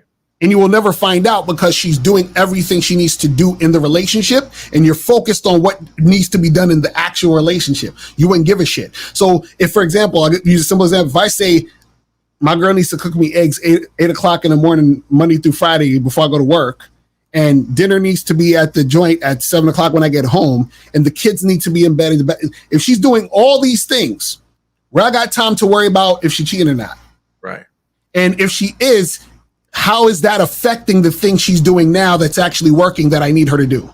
Exactly. And the crazy part is her cheating might be keeping the whole shit together for you. But they don't understand that. But Lucario knows and again, we're not saying it's good she's cheating. What we're saying is that you're not going to give a shit. And if you do find out, you just be like, all right, well, fuck it. This is over. You cheated. Right. You see what I'm saying? But the thing is, it's over because you let me find out. Like, exactly right. You fucked up. You should have not let me find out this shit, because now I got to get rid of you. Right. You see what I'm saying?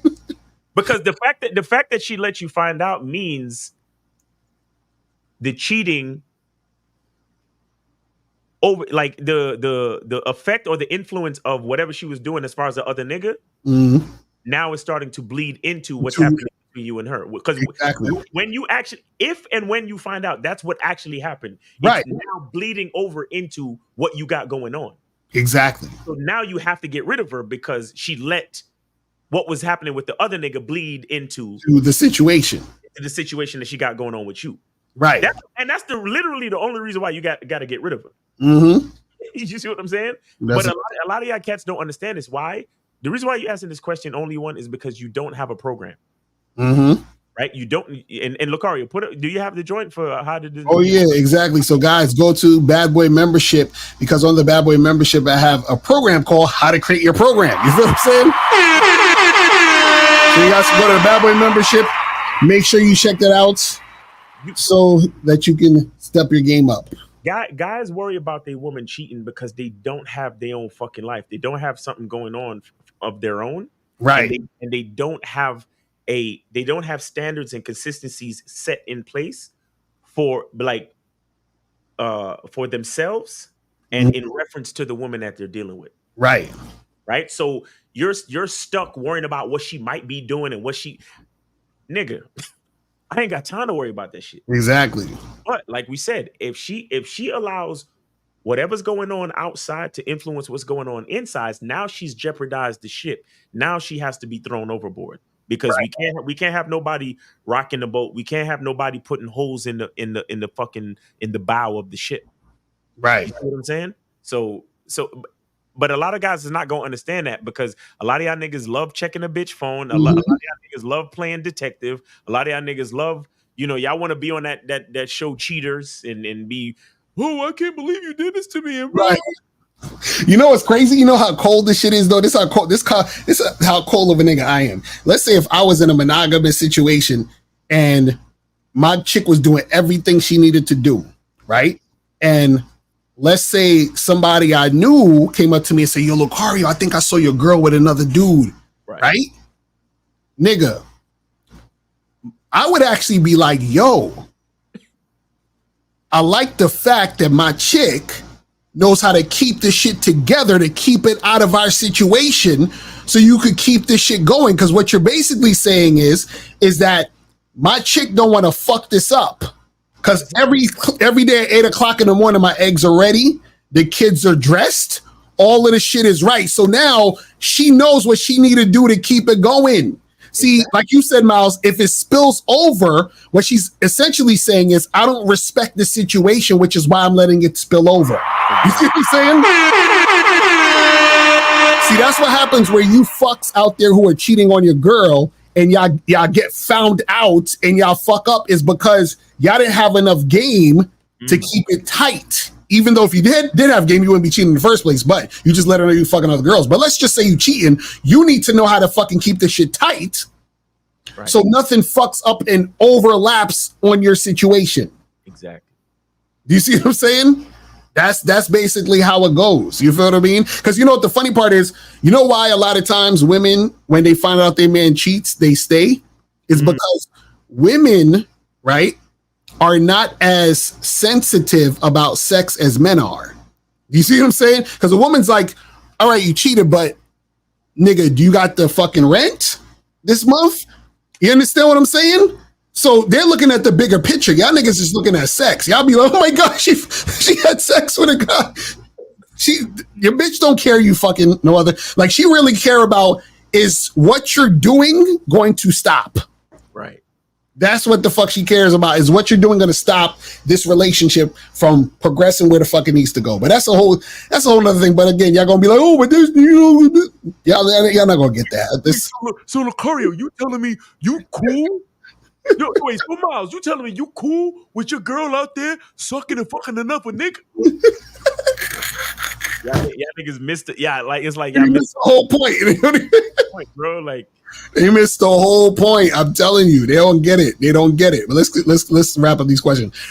How does someone know if a woman does not like you versus using your looks against you from your video? That's a little bit more complex. I'll have to do a whole nother joint on that. I'll do that one later.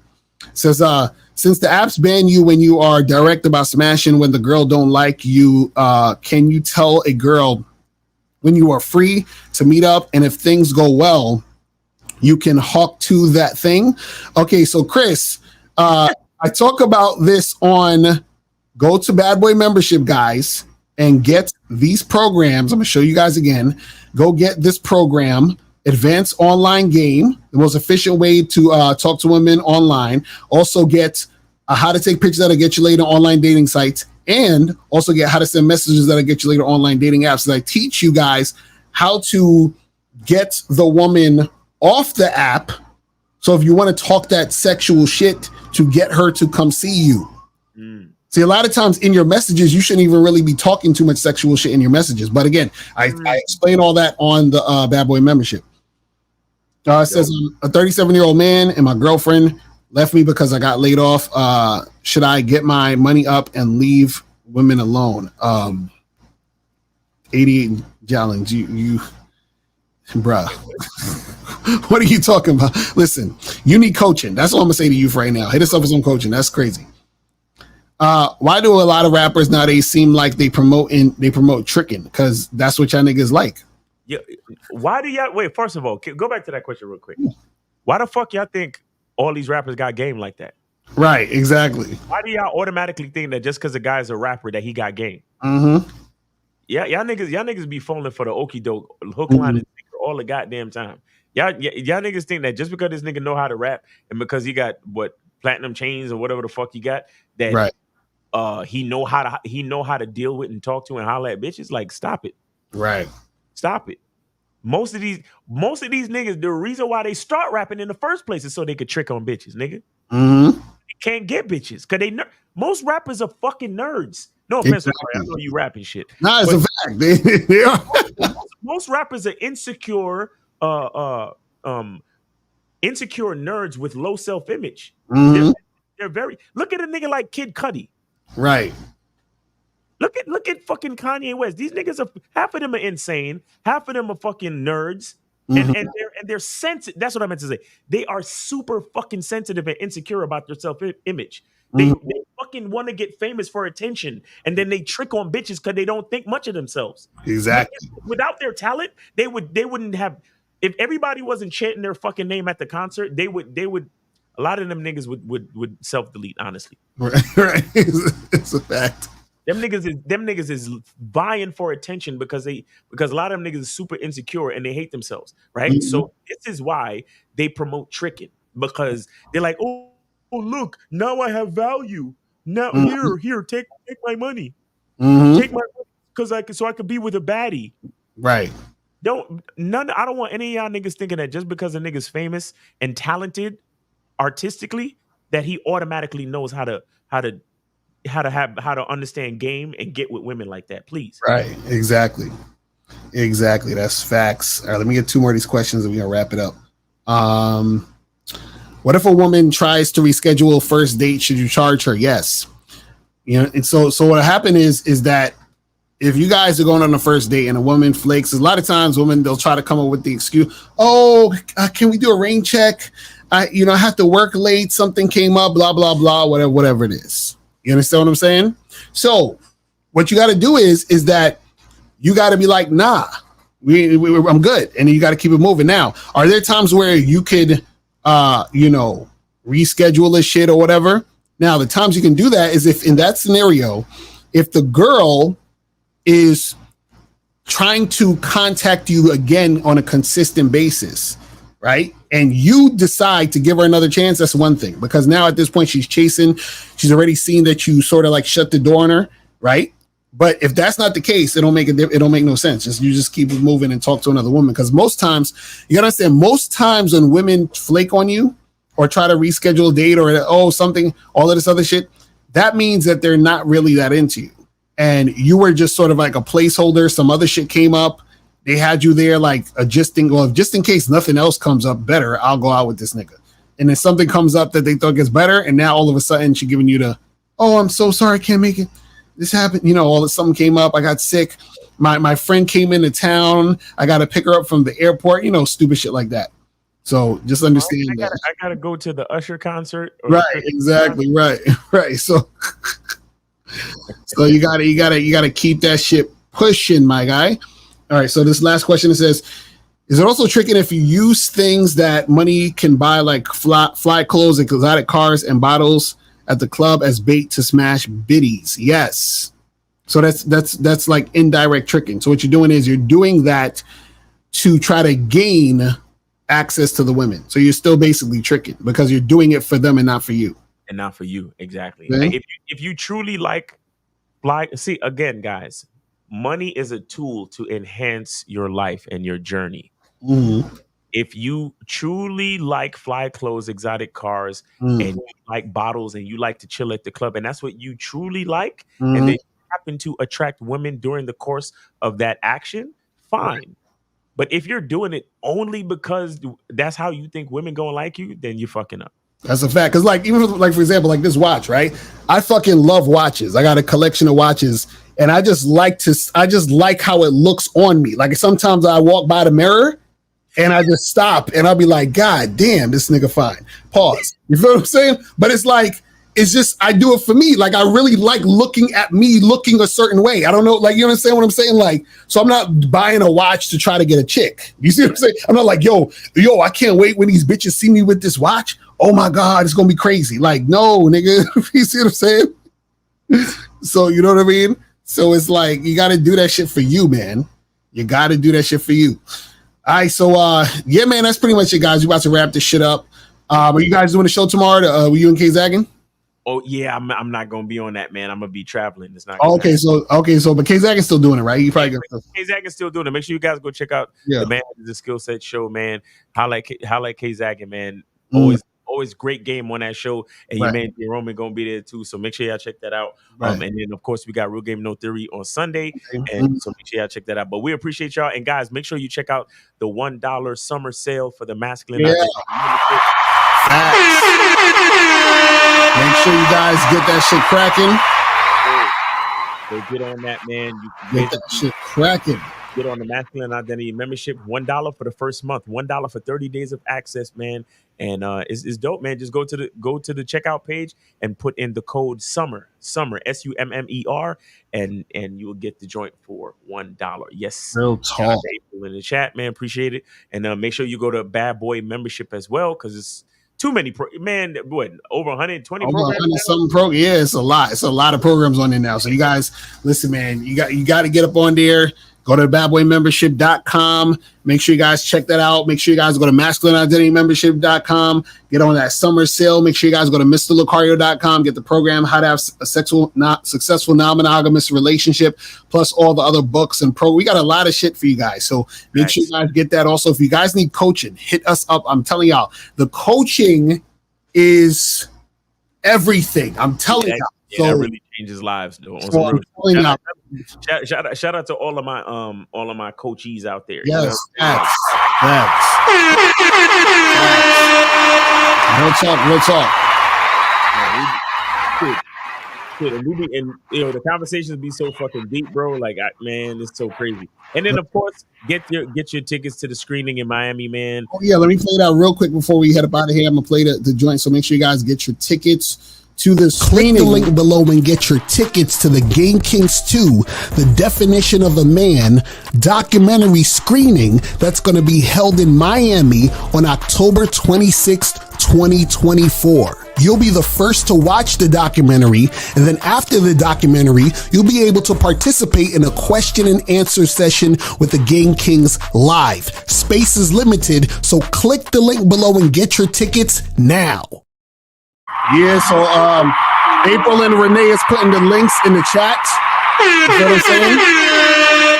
So April and Renee is putting the links in the chat. Make sure you guys click on those links, and if you're watching a rebroadcast, just click the link below the video on the rebroadcast so you can check that out and get that shit cracking too. And yeah, man, that's pretty much it, guys. We about to wrap this up. So we will see you guys later this weekend, and we'll holler at y'all later. Remember, the truth is inside you. Peace. We gone. We out.